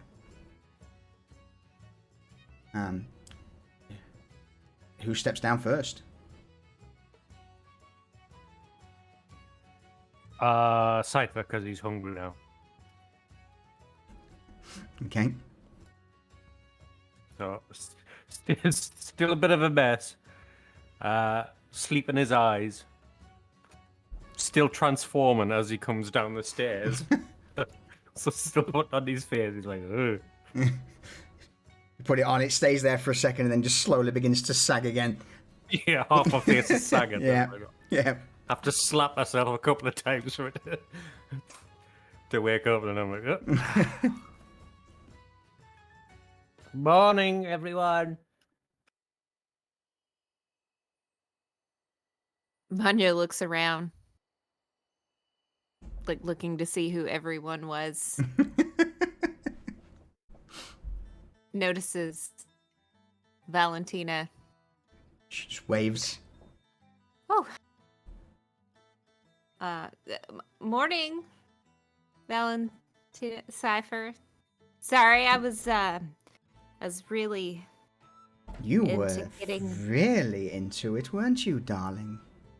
Yeah, I have been sat here for an hour without a single drink offered while you have been... I didn't know that there are places in this tavern that I didn't know needed cleaning. I have learned so much. I have been for about an hour this one spot right here. Mm-hmm. It's gone now. But it my arm kind of hurts from you've been here for how long? Oh, about an hour now. Yes, about an hour. It's been thoroughly entertaining just watching you scrub and scrub and scrub. I was going to say hello, but, well, I didn't want to let this chance to pass. You seem just so enthusiastic in your work, it seemed a shame to stop you. Usually when, there's no one in here to follow around to pick up after, it's kind of exciting to be able to clean it till it's like perfectly clean, and then things aren't getting messed up at the same time. Wait, are we open? No. And with cat-like grace, Valentina slips off the table, walks up to Cypher, pokes him softly on the forehead. Good morning.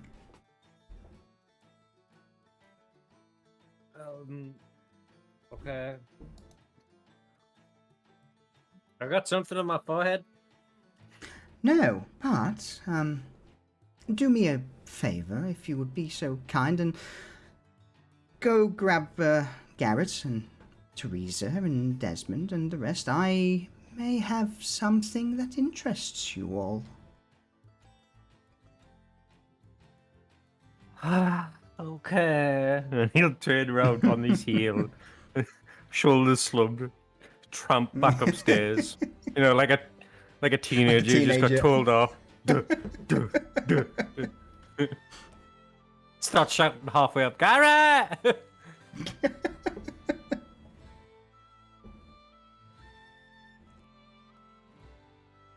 Valentina's here! Reza? Anybody?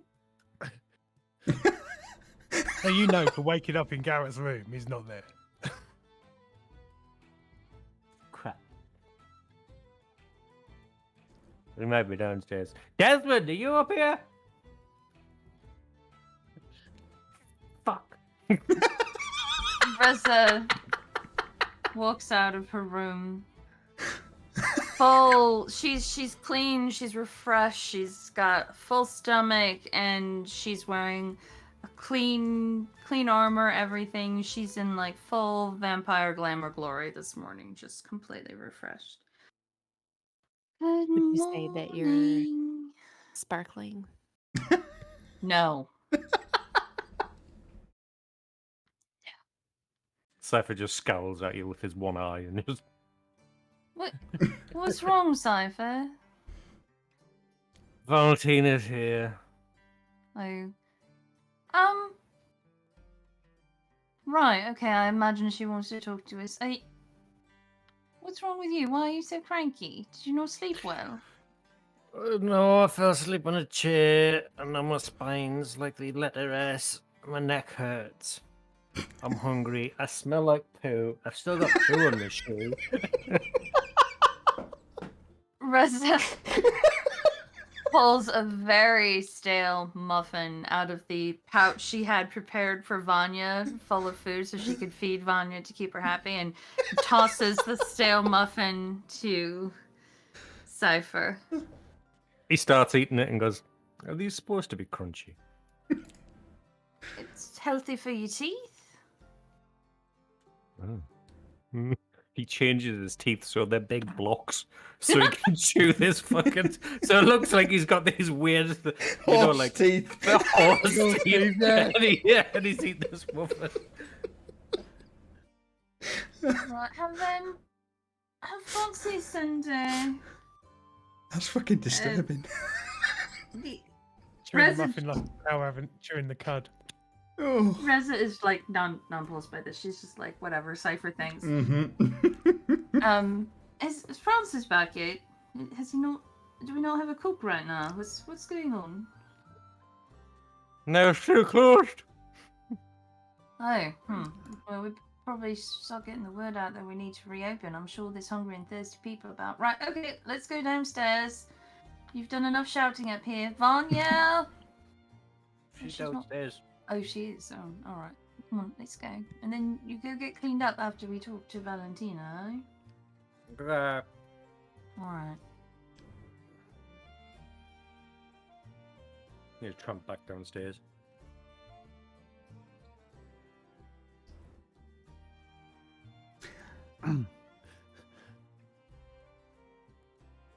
Go on, As guys. they're making it back to downstairs. Sorry, I was No, it's all good. getting my voice ready to work. I walk in through the door with a package under my arm with some hot buns from Sadia's kitchen. Because although we told Falco we were reopening this evening, we hadn't told Francis that we'd be needing him for breakfast. Somebody told Julian we're reopening this evening. Did you Falco to Yes, I sent Falco to tell him. Oh, right, okay. That reminds me I need to talk to Falco. Anyway, Valentina, hello, darling. Where's Devin? At some point, because being that it's morning time, Desmond will come up out of the basement where he's brought his suit of armor, because he's kind of set up in one of the like the small rooms down in the abyss. Mm-hmm. So he'll just enter from the kitchen. Well, dragging the armor. No, now the armor's downstairs. Okay. Yeah. No point carrying around everywhere. But just hello. He has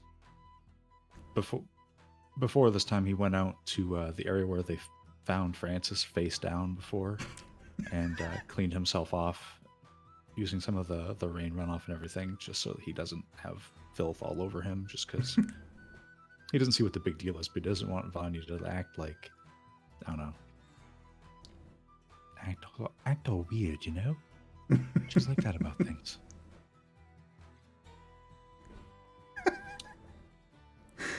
Forgot he's still out there.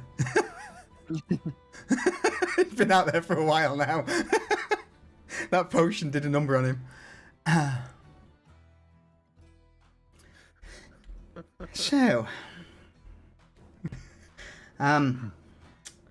I have a gift for you all, or should I more say, a job well done. Wait. A compliment or a gift? I haven't gotten a Well- gift in a while. Oh, well, the gift, it's not the most beautiful or, should I even say, pleasant of gifts, but I have a rather large rat chained up in a basement somewhere that I thought that, you would be rather interested in poking about with. Oh. You're talking about Yes. the Wayward Guard? Gonna poke a rat? That I am. He's currently being entertained by my sisters. Not really talkative at the moment. But we're just waiting for another sister to come and rectify that matter. And then he'll be all the more talkative and, yeah, you can have some fun. Wait. Is it because he can't talk right now? Like, physically can't talk? Valentina just smiles and nods. Is this Okay. a legitimate rat? Or it's like, can rats? How many sisters do you have? Valentina begins to count on her fingers before then putting the first finger to her lips. A few. But that's all I can say. Shh. About Kruger. Oh.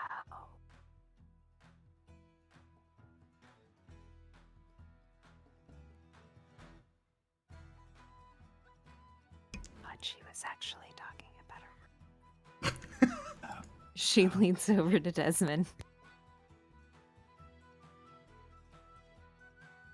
Also, a job well done. I'm curious where you found him, if you can say. Honestly, you would be best to ask my sisters when you see them. I put the word out, and I was looking around Market Row and lower streets. I can't remember whether they said Piker or Poulter or perhaps even someplace further south, but that rat was certainly trying to scurry away with a hefty coin pouch on him for someone of his stature. Reza narrows her eyes slightly, nodding. Well, then it's fortunate you're, very fortunate then you were able to, catch him. Yes, the same was, could be said as it was, what's the expression? Two birds, one stone. There was a gentleman in red that we were looking for, and, well, he was also there, so, That's why I said a job well done.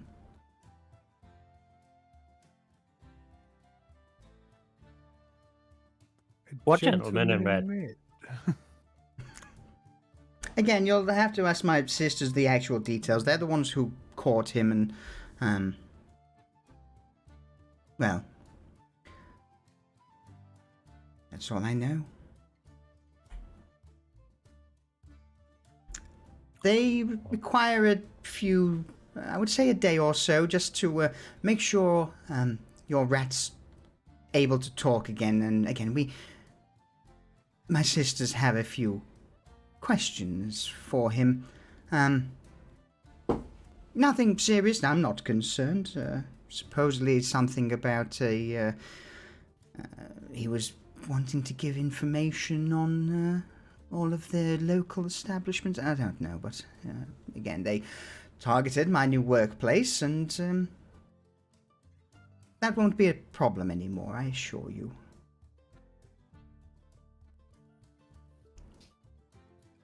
In fact, Kara even said that she'd seen you recently. Yes, we have met. Who's Kara? She's working with the old owner of this establishment. Ah, good. He's in good hands then. He's in very good hands. Well, what little hands he has left, anyway. Hand. So, yes, we need to make sure he's presentable for you, and then little Krieger is all yours. Marvelous.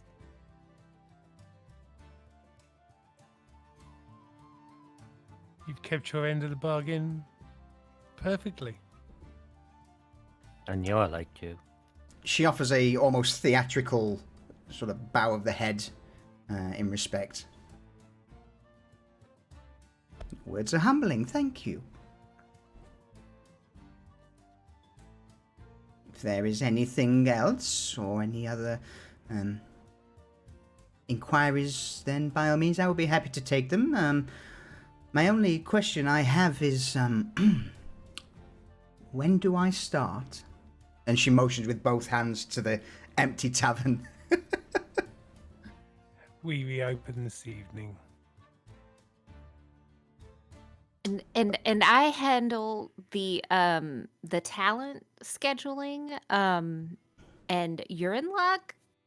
I have not scheduled anybody for this evening because I did not know that we were opening this evening. So you can start tonight. Valentina walks up to you, Vanya, wraps her arms over your shoulders, links her hands behind your neck, gets within, I'd say, about 6 inches of you.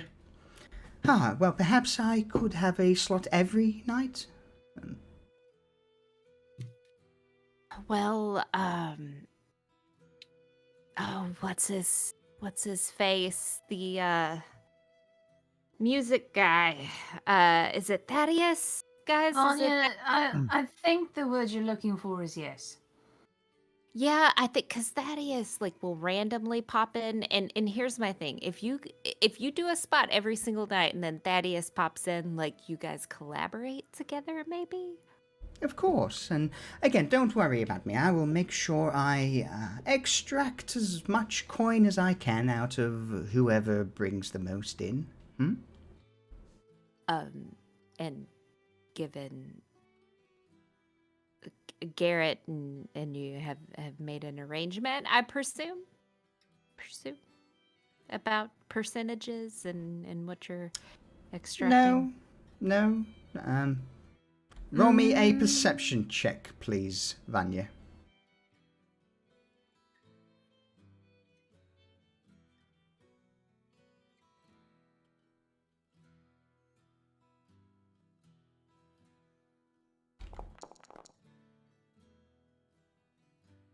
Let me make sure 21. It's good. It's very good. Is it enough? Please. It's a lot of dice. It's not enough.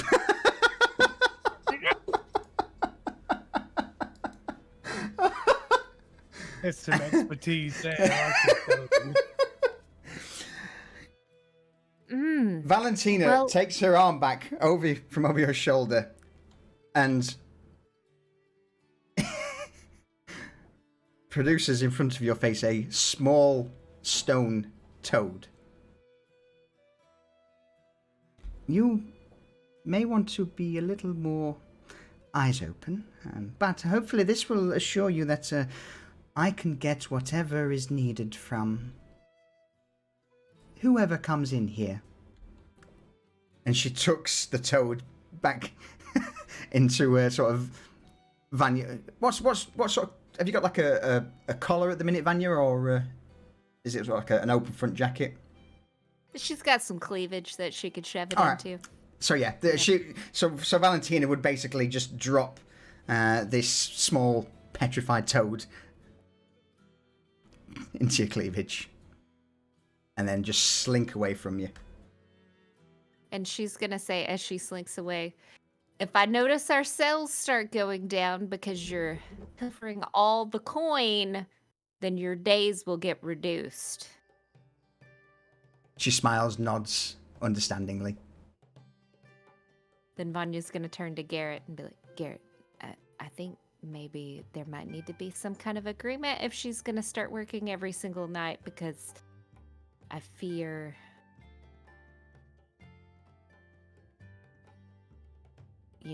profit is gonna start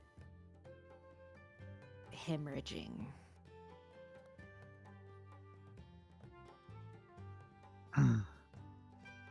Well, we'll charge her the standard rate that we always do. And I dare say she'll bring in more people than she scares away. I'll start looking for some other talent to fill whenever we have to start reducing her days. As it stands, she will have a spot every day she wants it.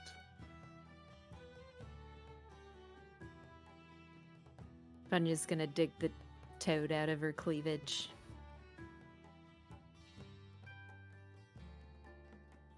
And then put it in her pocket.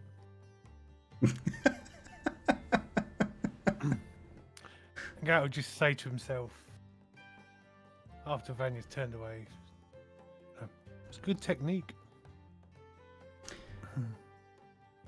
Valentina once again bows her head. Thank you. Years and years of practice.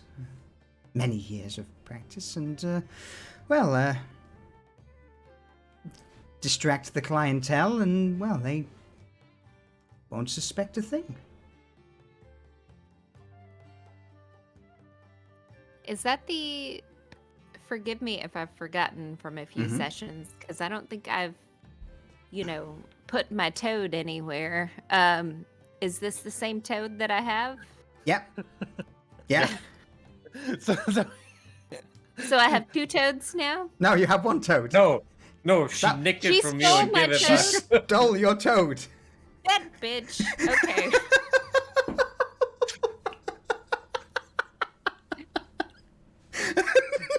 is that a euphemism for saying? Reza just,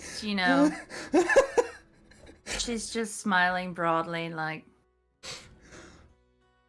I like you, I like Hara. It's all coming together now. Welcome to the team, Valentina. Thank you. I'm happy to be here. Is there anything you require in terms of like refreshments, sustenance while you're performing? Just so we can make sure that we have that available, set aside for you in the kitchen? No, I'm more than capable of working with what we've got, and if there is anything that I require, maybe once you've spoken to a few of my sisters, there may be a avenue for us to pursue things that one wouldn't normally be able to acquire, if you catch my drift. Sure, I'm not sure that I do, but I'm sure that you will be able to explain it to me at the appropriate moment. I'm not going to beat around the bush. Let's just say that my sisters, we dabble in the black market, fencing, and so on and so forth. So if there's anything that needs to be moved or smuggled in, then... Oh, that. we can Oh, do yeah, it. I'd assumed that. Don't you worry. Hey, Sneaky, how are you? Thank It's been you. a while. Yes. Keep So it well. I'm still Boop. a little bit off from yesterday. Not to worry. Last 2 days, yeah. Well, I must say your complexion is glowing, almost sparkling, my dear. You are too kind. It's amazing what a good meal, a bath, and some rest can do for a body. It is. It is. Well, in that case, if there are plans for us to reopen in a few hours, then I dare say I better go and prepare.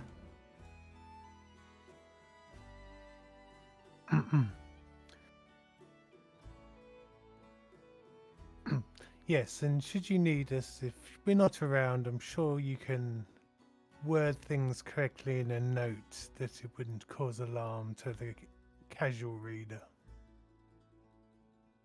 Of course.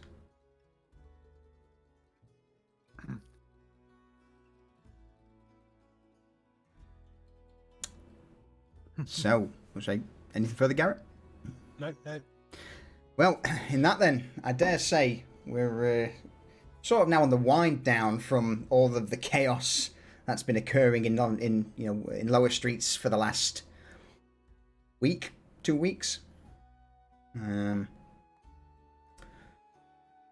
Valentina slipping out of the tavern,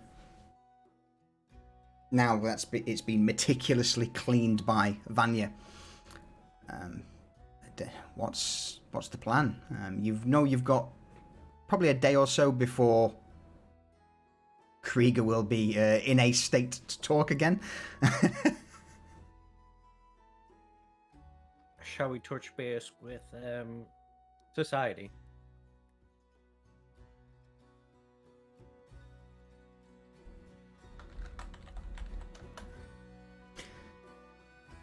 Society? Society? Yeah. Society. I mean, after Cypher gets cleaned up and properly fed. Yeah. Oh, shall we call a very quick refill o'clock before delving over there? Sure, why not? In diddly doodly. Oh, also, Sneaky, thank you. Hello. Just woke up. Ah, those Aussie times, yo. But yeah, I think it's safe to say I'm good. I think the rest of us are good as well. No. Fair to middling. Fair to middling. Pretty well. So, yeah, a lot of recognizable voices there for your Sneaks. All right. In that case, I'm going to BRB, get a refill, and nip to the loo. We shall be back shortly. Yeah.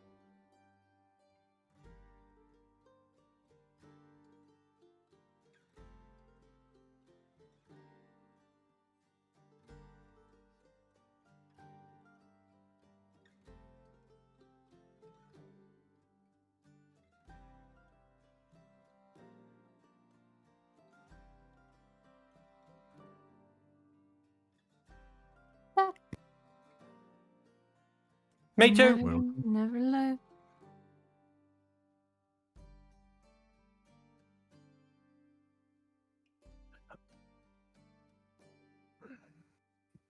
I too have returned. I've got my last little poor man's bottle of beer. Little stubby.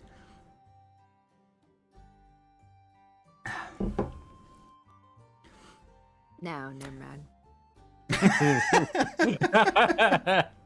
Too easy. God damn it. Yeah. Way too easy. It just felt wrong because it was so easy. That's slow fair. hanging fruit, that. It is. But yeah, sneaks. We've got Lee, we've got Lucius, we've got Scobbs from the OG days. But work shifts and Aussie times, I get it. I completely get it. You know, it's again the never-ending, continuous march of time turns us all older and greyer. At least for me and balder.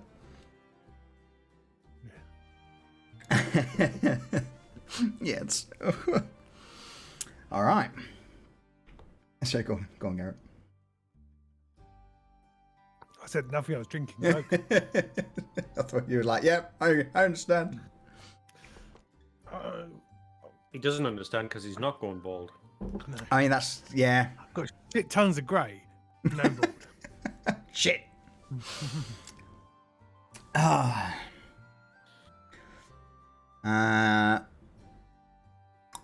Reza, Vanya, you good? Mm-hmm. Okay. In that case, then,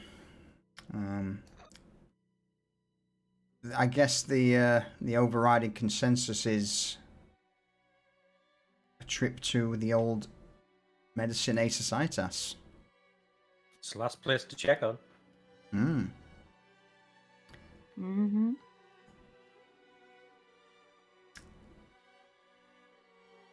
So, with everyone now cleaned, refreshed, rested, you begin on the short journey through lower streets into Market Row and into the alleys towards the society. At this point, lower streets itself seems to be returning back to some semblance of life. As you walk through the streets, you know, a few of the buildings that were torched due to the raging fires are now extinguished. Here and there, places that have got a little bit more affluent, a little bit more cash-rich, have already started rebuilding some of the smaller storefronts or a few of the establishments. But again, just off in the distance, the vast majority, especially towards the governing district area, is just blackened, charred husks. Reza's, as they're walking, she's going to stop various people who are working on recovery and say, any problems with looters, you let the fully know, we'll handle it. Just putting the word out that looting Alright. of burned out buildings will not be tolerated. Alright. Yeah.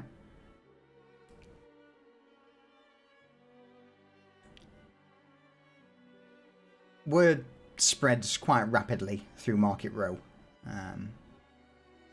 And you're getting to the point where as you're walking through the streets, you begin to overhear whispers and acknowledgements of your presence. You know, a few words of, you know, oh yeah, that's the folly lot, yeah. Yeah, supposedly you should have seen them when out fighting fires, helping people. It was, glad they've got our back. So your fame, infamy, is slowly starting to spread through Market Row. I like to think of like 1920s mafia style. Yeah, yeah, very hushed whispers. You know, no one openly stares at you. It's mostly, you know, from behind parchment covers and hushed whispers behind hats and things like that.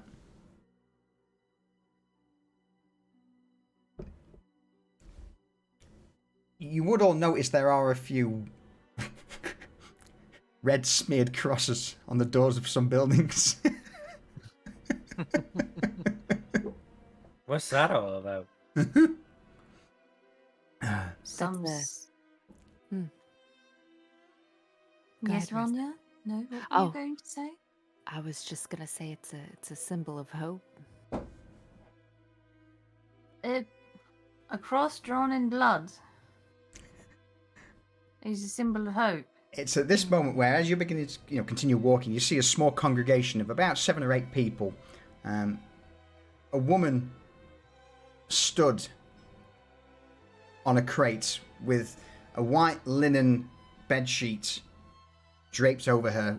Obviously, a hole cut out for her head and a red blood cross painted on the front. You've started a cult, you stupid twat.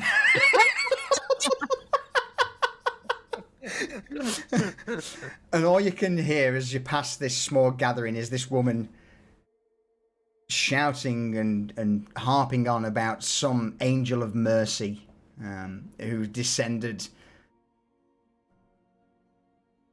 The vast majority of people just seem to brush it off as the talks and ramblings of a crazy woman, but there are a few gathered who are listening somewhat intently.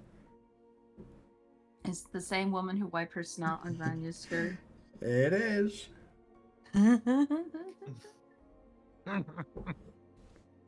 As they're passing by, Vanya's gonna tell the group, Garrett, Cypher, Desmond, and Reza, be like, sometimes all they need is a helping hand and somebody to be there to help them when they're in their need, in the event of a disaster, or just at their dire times, and when they're on their deathbed.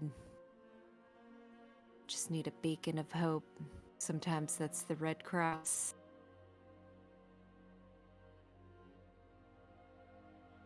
Why a cross? I was panicked and needed an emblem to signify help, and people were running around screaming, and I don't do well whenever I'm overstimulated, and that's all that I could think about and could easily draw with my hand at the time. Fair enough. I mean, Nikki, you joined at the part where we've basically just found out Vanya's made a cult. Or sowed the seeds of cult. But I saved lives that day. I fed bellies. They were full, and didn't go without refreshments, and strengthened the weak so that we could fight the fires. Seems legit. Anyway. Right.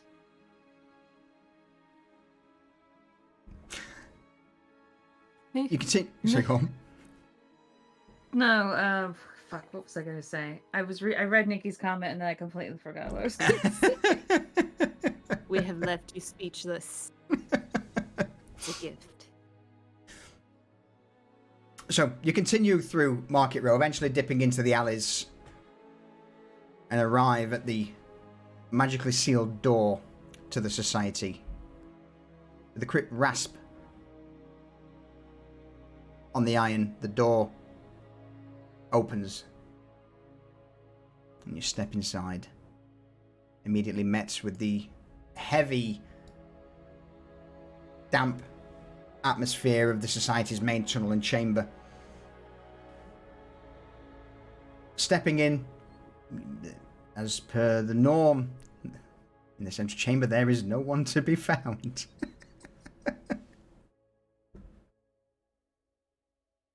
Oh. Hello? Hello, hello.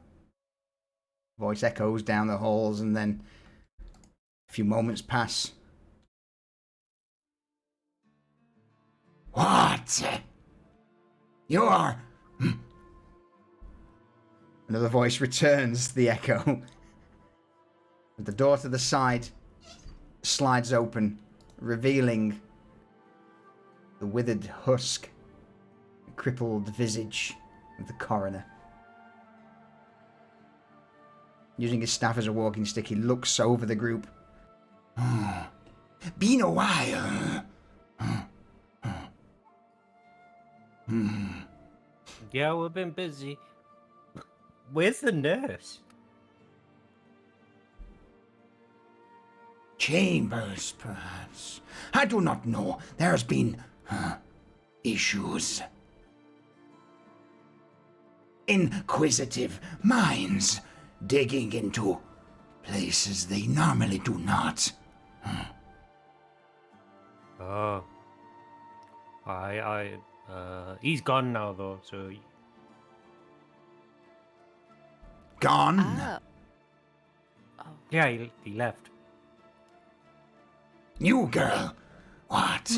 Speak. I just, just wanted to say, the problem with the world is that, intelligent people are full of doubts, while the stupid ones are full of confidence, right?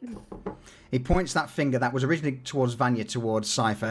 You listen. Words of wisdom.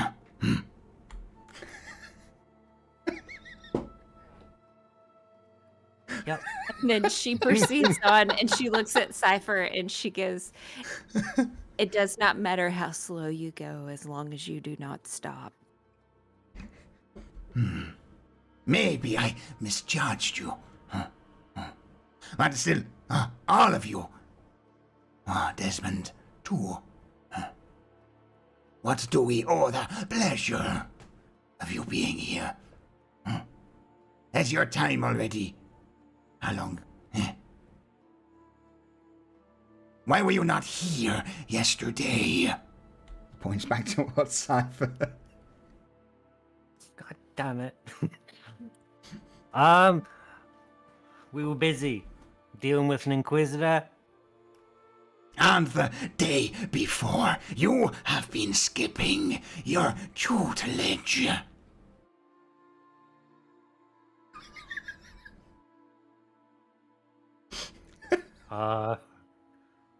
My apologies, Master. I won't be tardy again. Good. See to it that you... Commitment is required for these arts. Do you understand? Absolutely, Master. Absolutely. The rest of you, gather. He points towards the central stone block that's usually the table and motions for everyone to sit. All right, Desmond will find a seat that fits him. Reza will sit next to Garrett, wherever he ends up sitting. Vanya, looking at the corner, feeling confident that he had complimented her on her wisdom. She looks at him and says, as she's sitting down, she says, "Every time you get upset at something, ask yourself, if you were to die tomorrow, was it worth wasting your time being angry?" Oh dear. I do not understand this fascination with death, so... Regardless... He slams his staff into the ground. And his voice resonates through the halls. All together, it appears the problem has been resolved.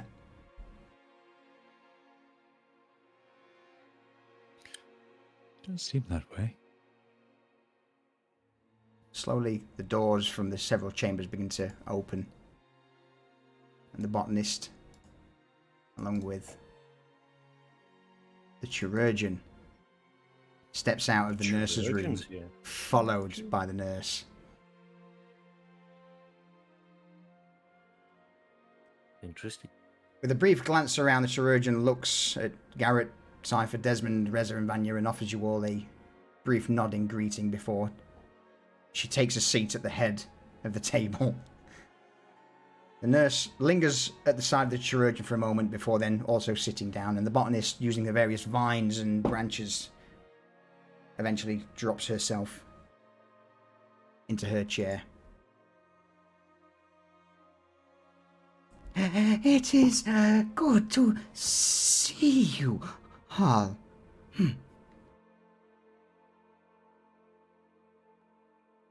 Good to see you all too. Yes, all of you. The nurse just looks towards Reza. Oh, even me? You shouldn't have. Oh. I do so worry for you, nurse, having to deal so much with Vanya as you do. Oh. But Vanya still, looks appalled. can you not feel her growth recently? She's just radiating, isn't she? Practically sparkling. So, Beams. it would appear that, from whispers, that the potential problem of the court's inquisitor has been resolved by none other than yourselves.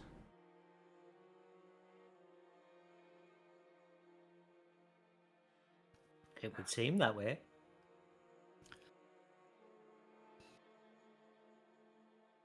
We just set the scene and the Inquisitor came to his own conclusions.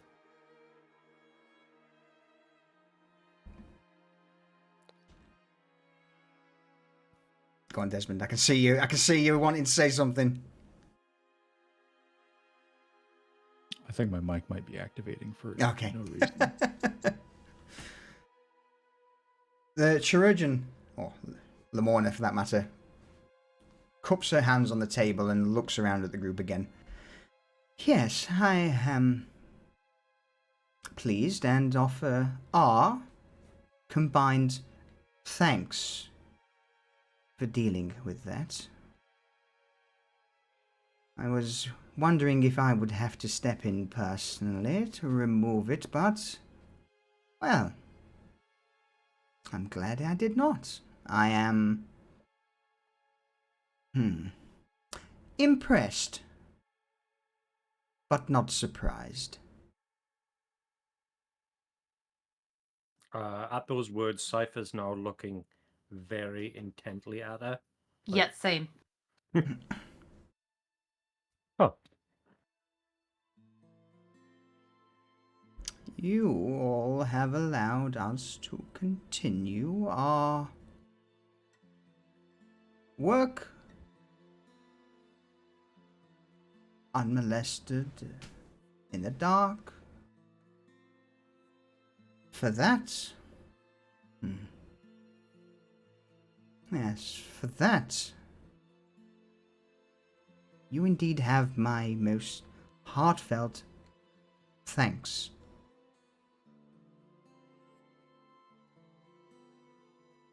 Even the nurse at this point has got a bit of an arched brow. Well, if that is the case, then from I as well. Thank you.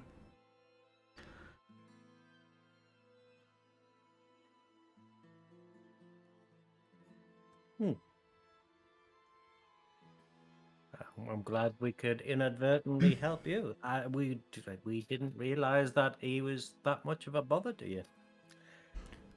The Inquisitor himself, not the issue. No, the issue lies in that should those from the court interfere with our works, our routine, well, it is a moot point. The issue resolved.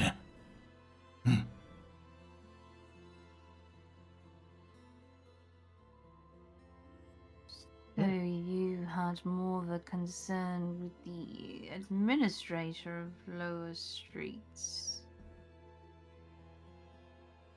Or am I grasping at straws? You know what? I'll be quiet and say your gratitude is appreciated.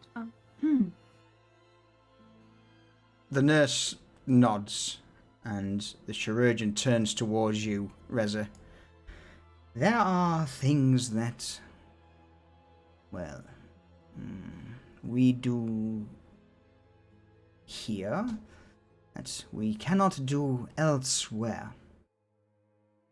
As long as we remain in the shadows, unnoticed by those who believe that they are in power, then all is well.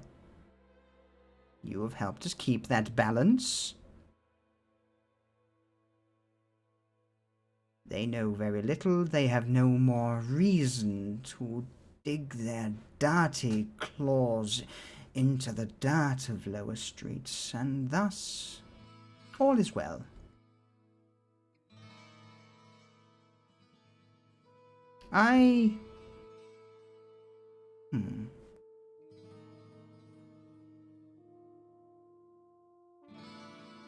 The chirurgeon falls silent for a moment before looking over the rest.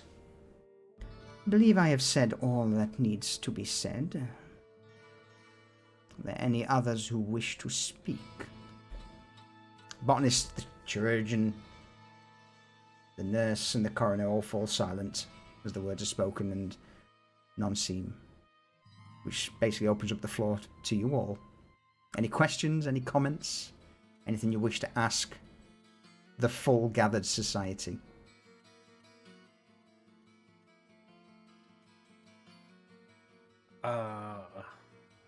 So just back to business as usual now?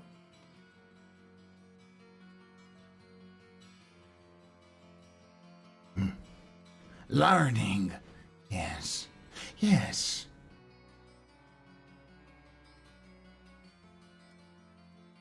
Though, if the court wishes to meddle outside of the walls again, you must tell us. Yes.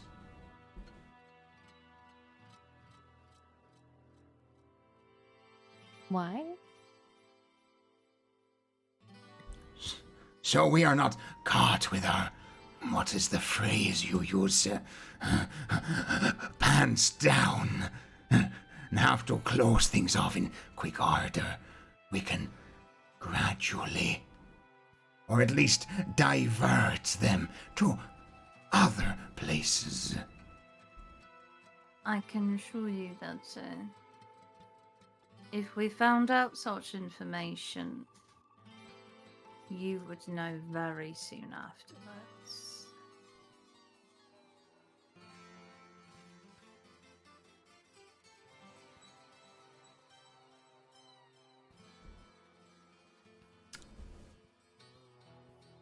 The coroner nods.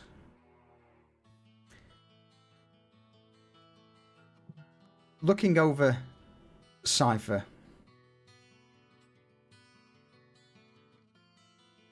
he then points a bony finger towards the chamber behind him. Well, if there is nothing further, student, you have much to learn. Slacker, miscreant, truancy. Okay, that's one way to say thank you. Cool.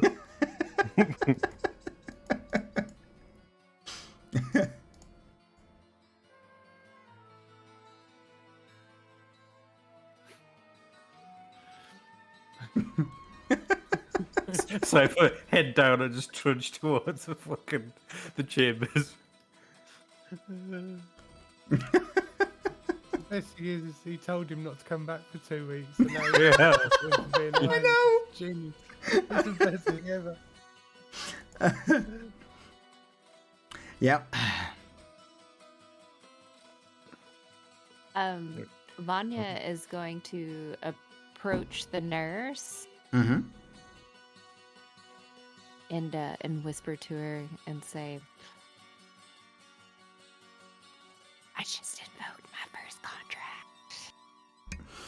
She claps her hands together excitedly. Oh, my, well done. I'm so proud of you. So proud. Actually, there is something that's... Come. And the nurse gets up, offers a respectful bow to the rest of the table, and leaves, dragging Vanya along towards her own chamber.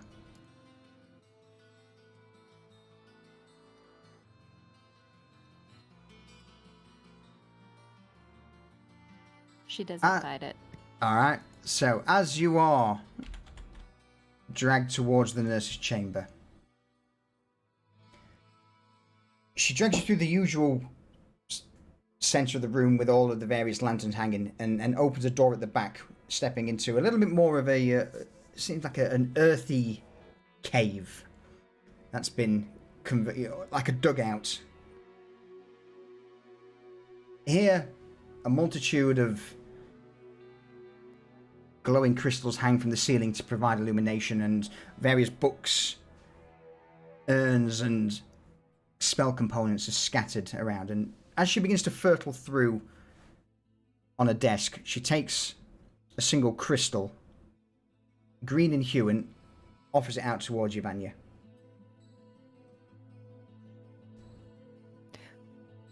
Vanya puts her hand out and says, "Oh, so pretty." Hang on to that. In fact, take 4 more. And she takes another 4 of these green-hued crystals and places them into your hand, Vanya, and then closes your fingers around them. They're only about an inch or 2 in length, and probably, again, I would say a quarter of an inch in diameter. So they are quite thin but long green-hued crystals. And as your hands closed around it, the nurse looks at you. At some point, these may come in use. In fact, for what you've done, I'll be honest. I'm intrigued about you all. Your rise in power and notoriety, fame, fortune. Yes, I hear everything out there. Everyone sleeps, and through those who sleep, they dream. And through their dreams, I can hear. Ooh. And I believe through those dreams I may be able to offer some guidance to you and the rest. But for the moment, don't tell anyone that you've got these, yes? Oh, and do you have more?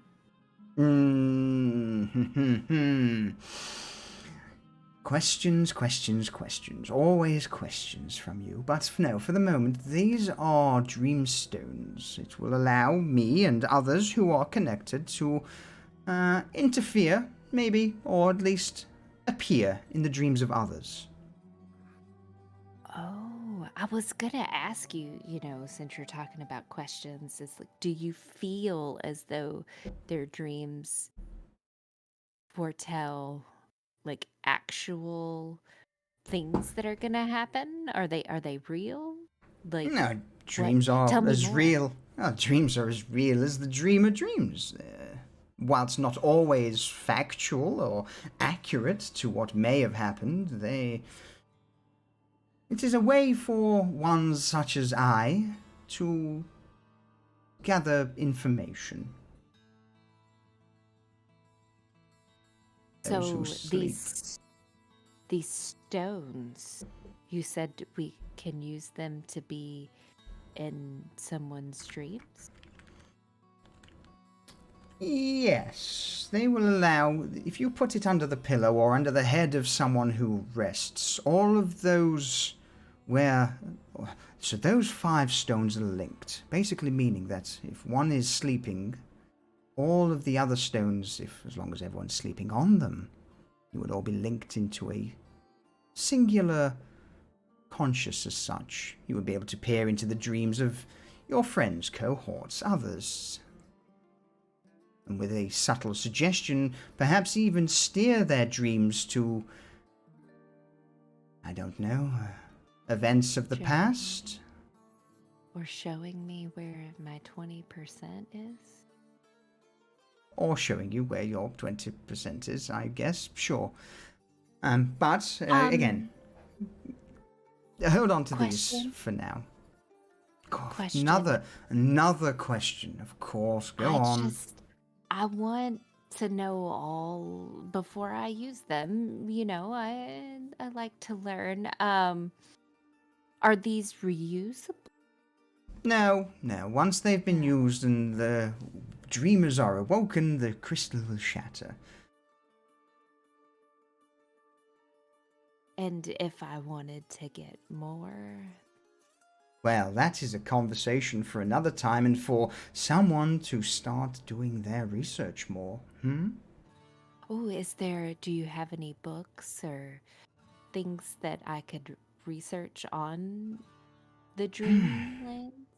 So you wish to start influencing the dreamers, do you? Interesting. Of course, my dear. Of course. And for a brief moment, the nurse's human visage drops. That returning to of her hag form. The grin wide as she coils a hand over your shoulder, Vanya, and guides you towards a bookshelf at the back.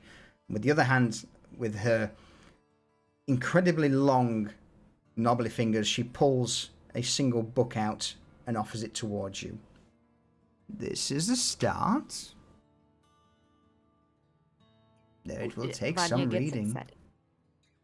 Oh, I'm so excited because imagine what I could do if I made people dream of more and like being like achieving their goals.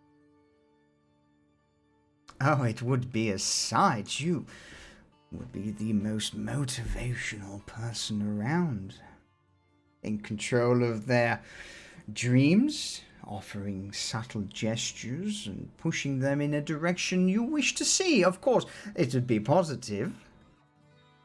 And then being And able they to would- lock that power down in a contract. My. I am so proud of you. Just can't. I mean, people waking up invigorated to seize the day. Yes, So glad I yes. came to visit you. Oh, I am so glad that you came too. So glad.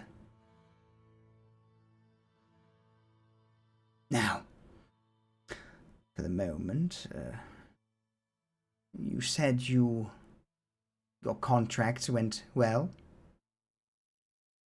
Yeah, I felt it. I set the mood, and he didn't kill over from the experience, and I felt great afterwards, and he felt okay. So I think it went well. So, over the span of the next, I would say, 30 minutes to an hour, Vanya and the nurse, you converse in and regaling the story of your first use of your contract of power. And, funnily, the nurse seems to be genuinely thrilled, over the moon at your growth. Her usual sly, snarky demeanor, whilst still there, just at the edges of every word she speaks, is not full front and center. And, for the first time, you get the impression that she is almost looking and treating you with a slight sense of motherliness. She's That of eating a that proud, up too. that as a proud parent.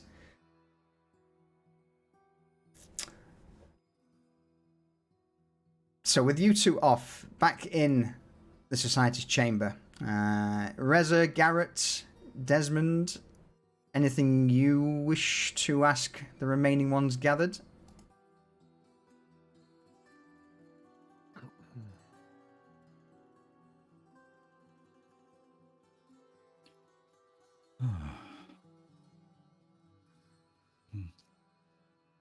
Desmond's just looking around and, well, seems like they have something to talk about. Cypher, do your lessons start tomorrow or today? Today. Oh, well, there's that then.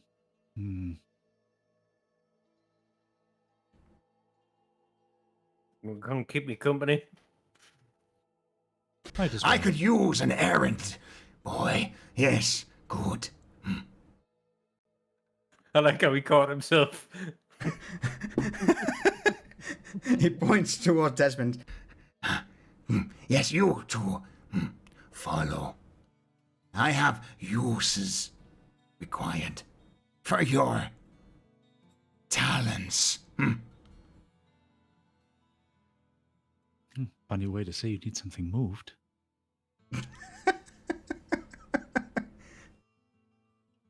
With a dismissive wave of the hand towards Cypher and Desmond, the coroner, ushers you both in the direction of his chamber. All right. Plodding Okay. along. Go on. I just Yeah, we move just march plod, in. plod along. Yeah, okay. Yeah, okay. The coroner turns toward Garrett and Reza. Do you need me for anything? Questions to answer.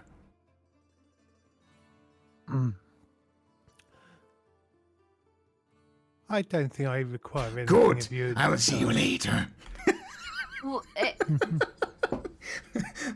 Just as as soon as Garrett starts talking, and the coroner registers, no, he's already standing up as you're talking, Reza.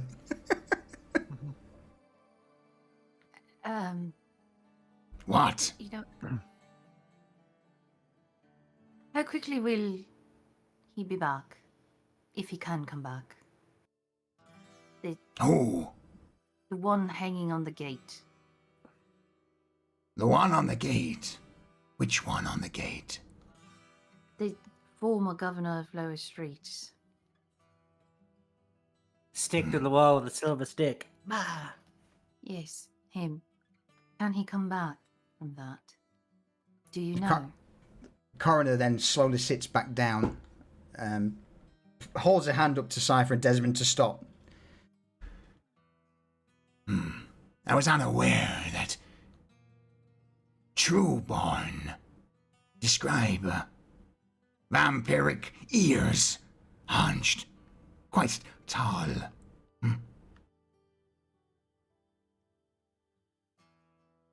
Is that what you saw? I think so, yes. Silver. Come back easily. Remove stake, yes. Given 12 hours. Depends how long been unfed. If left up there, will be weak, ravenous. Not dead, no.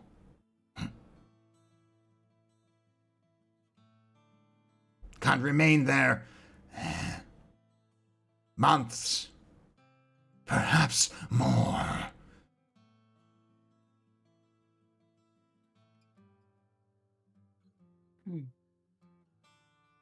Thank you. Silver. Silver stake. Just paralyzed. Not dead. I was afraid you might say that.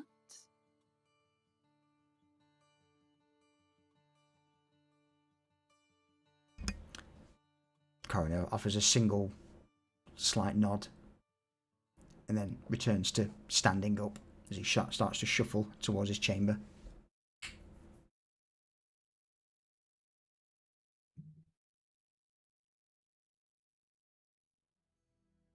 And with the coroner, Desmond and Cypher out of sight, Reza, Garrett, you're left with the botanist and the chirurgeon.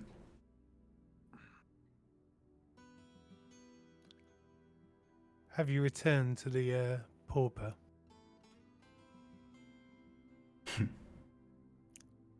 The chirurgeon shakes her head. Now, there are a few things that I must do first before I can continue my work there. Sadly, it requires our good friend here, the botanist, and once that work is completed, then yes, I will be returning to open the pauper. Tell me, how are the people up there doing? Fires were rather unpleasant. Screams, there was a lot of pain. There was. We did our best to save as many as possible and look after the pauper itself, because the people need somewhere to be treated. I felt that sense of gratitude. Yes. Thank you, once again. Though it is just a building, worst case scenario, we would just have to open another one somewhere.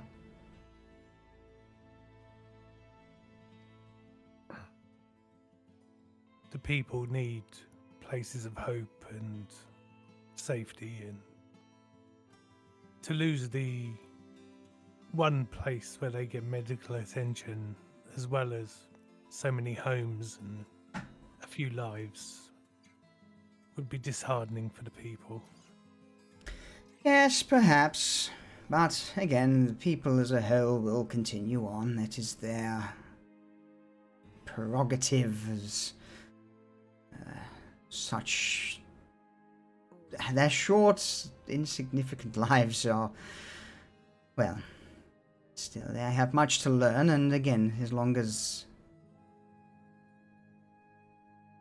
they do not suffer the long term, and they remain to have hope in brighter days, then that is sufficient. Yes, more than sufficient.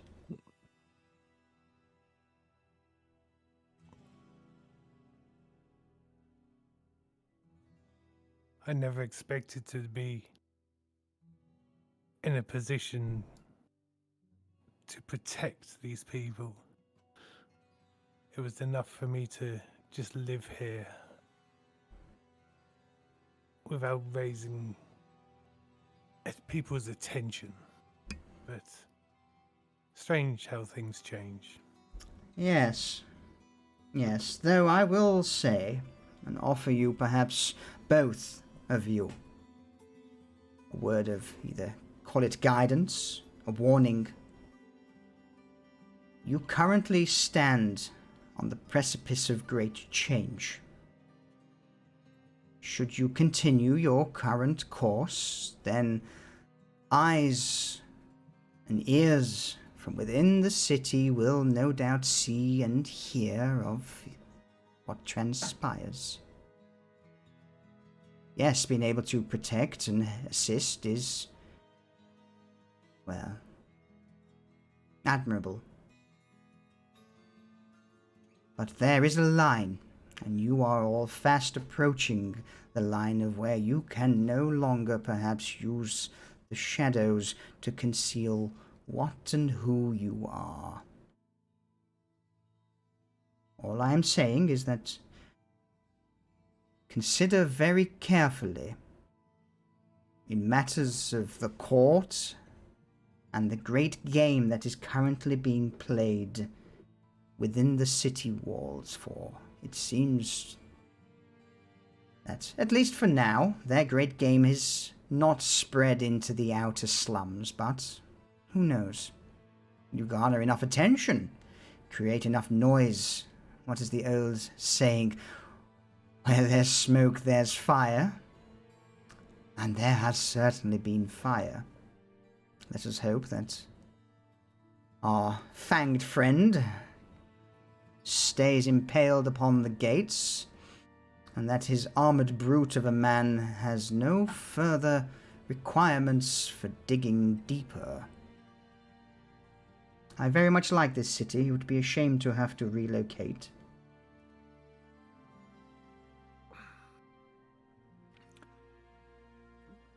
And my goal now is the same as it has always been, to return home. But to be able to do that, I need time, knowledge, and help from powerful friends. I will take your advice.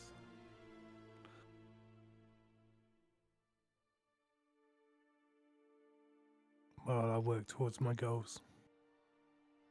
Chirurgeon nods and then looks towards Reza. And you, little fledgling, your thoughts?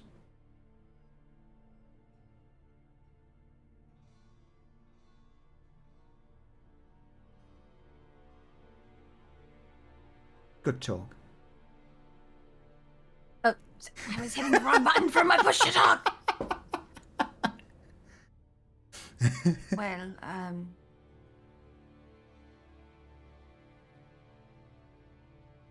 This one wishes to go home. Do your goals? Can you stay to the shadows, or do you require something more?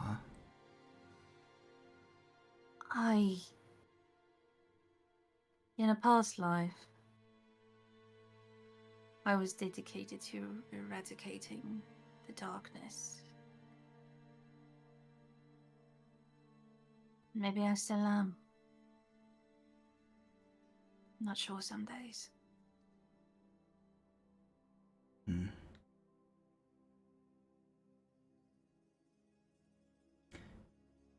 You...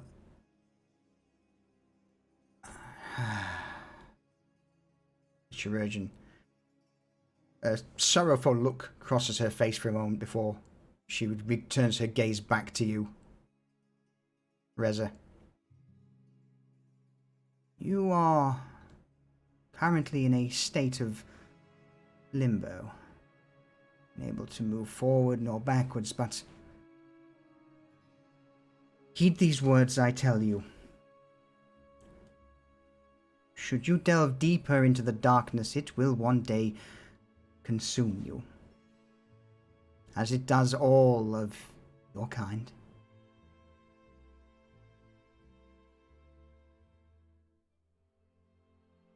I have seen it time and time and time immemorable. That is my fear. To become what I hated.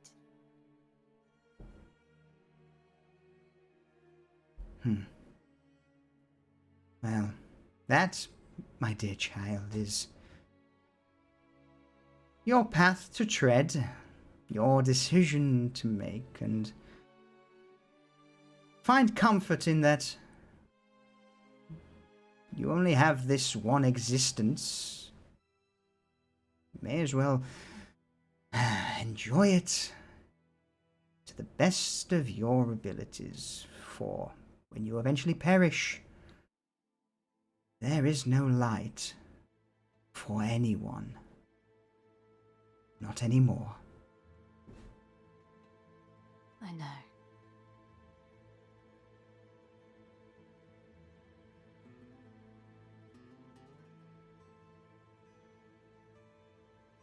With that said, the chirurgeon steps up,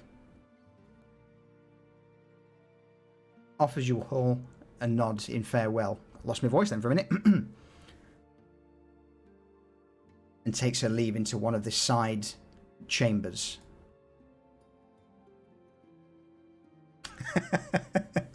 It's like a riddle wrapped around an enigma. It is. It is. What is she? Oh, what is she? That is the fucking million gold question.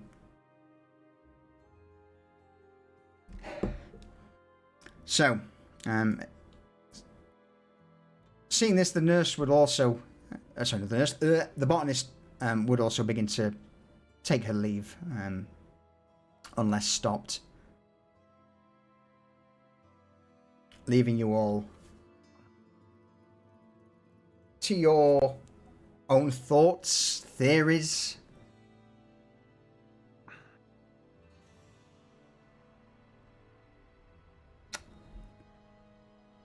I take it the botanist would have noticed the change in me.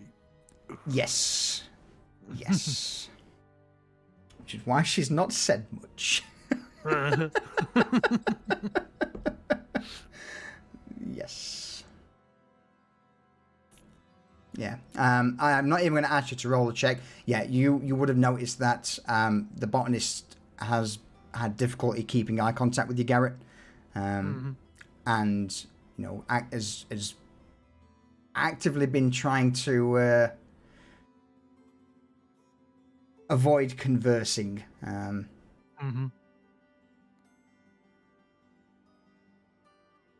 Maybe that's a question for another day when she's not so skittish. Yeah. And when we're one-on-one. Yeah.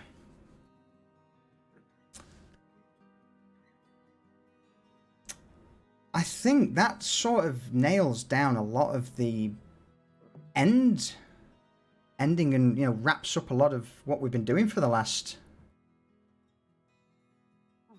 30 odd episodes. It's crazy amount of episodes. Unless anyone has anything that springs to mind, I genuinely think for the moment, I'd be, you know, if I did any more, I'd just be dragging the session on unnecessarily.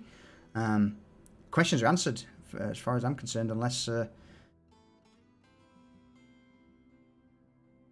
anything I else think from everyone's now slipped back into their status quo. yeah, The trainees being trained. yeah, Mm-hmm. absolutely, Folly getting back to business. Krieger. yeah, Kriegers something to look forward to. yeah.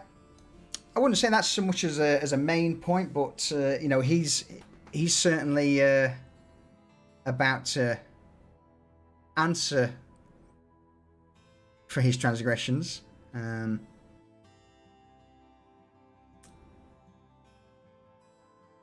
Yeah. Hold my beer. So with that arc done, congratulations, party. On episode 36, you have reached level 6. Unlimited power. Congrats. I think that at the close of that is definitely a milestone reached. Both your notoriety in the city is starting to grow. You have faced off against powerful minions of the Crimson Court and lived to tell the tale. The research, development, studying some of you have done in the society, and just general life smarts that you've all acquired, I would say at this point more than justifies a level up. Well done. Thank you. So, there are a few other things that will come with this level up, but you'll have to wait until next episode for that. Based on things you have all done over this arc, and there may be an additional feat that goes along with some of your actions. So look forward to it. Mm-hmm. I am excited. Do like stuff and things. Yeah. And things and stuff. In regards to homework, basically the plan going forward, you know, I think it would be a good idea for you all to get together behind the scenes and figure out, from an out of character point of view, you know, where you go next. Yeah, you know, there's a lot of ideas on things that people want to do, but I think it might be an idea to get everyone on board with, you know, what the plan is, and then once you've got the plan out of character, then we can, you know, basically roll in character and go from there. You know, that's the joy of this open world, is the story hinges on you lot.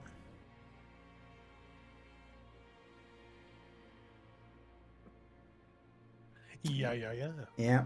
We've got Vanya in the Coinflow district. There's a multitude of interesting things there to grab your attention. You've got the sigils from some of the majors. You've now got access to the West and East Commons district for working for Asman. to do jobs for him.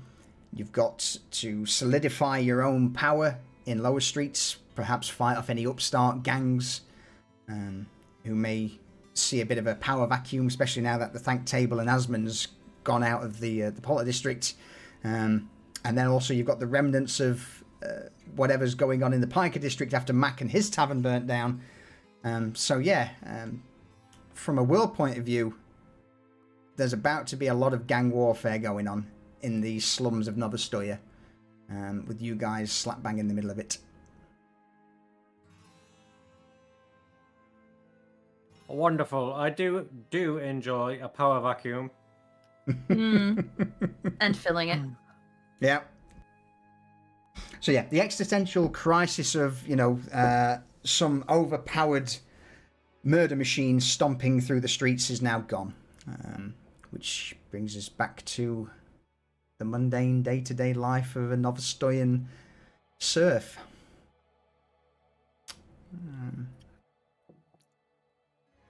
Any thoughts or comments anyone wishes to spit out?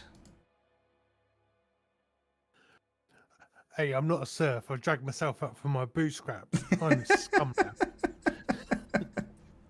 It's all been a hell of a lot of fun. Yes. Oh, I have a plan. Good. So yeah. So with that then, what happens next week and sort of onwards is pretty much now in your hands. Have a think on what you all want to accomplish going forward, what sort of things you may need, what sort of help you may wish to hire, and then once you've sort of thought on what exactly you want to do, we'll get together. In fact, we'll try and organise an evening together where we'll get together, sit down, and put it all together in a Baron's Folly Pariahs plan of action. Mm-hmm. I like it. With bullet I'll bring a points. piece of paper and pen. Yeah, that's your homework. So we'll try and get together before next Sunday for that, if you would be so kind. But yeah, a little earlier, 3 hour 10 minutes. Not bad, not bad. A little shorter than usual, but I think again it's nailed the points. So This was always going to be a wind down episode now. it was after all Yeah. the big Yeah. stuff has been happening. yeah. And we'll need another hour or two after this chat to figure out how we're leveling shit. Well, I already know. It's already done. yeah. Well, you're easy. You're a fucking rogue. Whoa. Wow. Okay. Wow. It's just Yeah. get aggressive. I'm quite picky, Mm. actually. Yes. I say that with love. Well, in that then, bing bang bong. That's a wrap. What do we say? Bye, Goodbye. chat. Goodbye, chat. No. See you next time. Ugh. Desmond? Oh, you want to see next time? Okay. I can't believe you. Yeah, it's kind of become a thing now. Can't believe you've done this. Yeah. See you next time on Pariahs. Oh, thank you. All right. Cheers, Nikki. Thank you. I appreciate it. So let's bring that down. Again, everyone, thank you very much for joining us for this again. Sort of wind down session. Hope you've enjoyed it as much as we have, and hopefully we'll see you next week for episode 37. Fucking hell, 37. Ugh, we've been doing this for ages. Bye. Let's bring the music down and find someone to raid.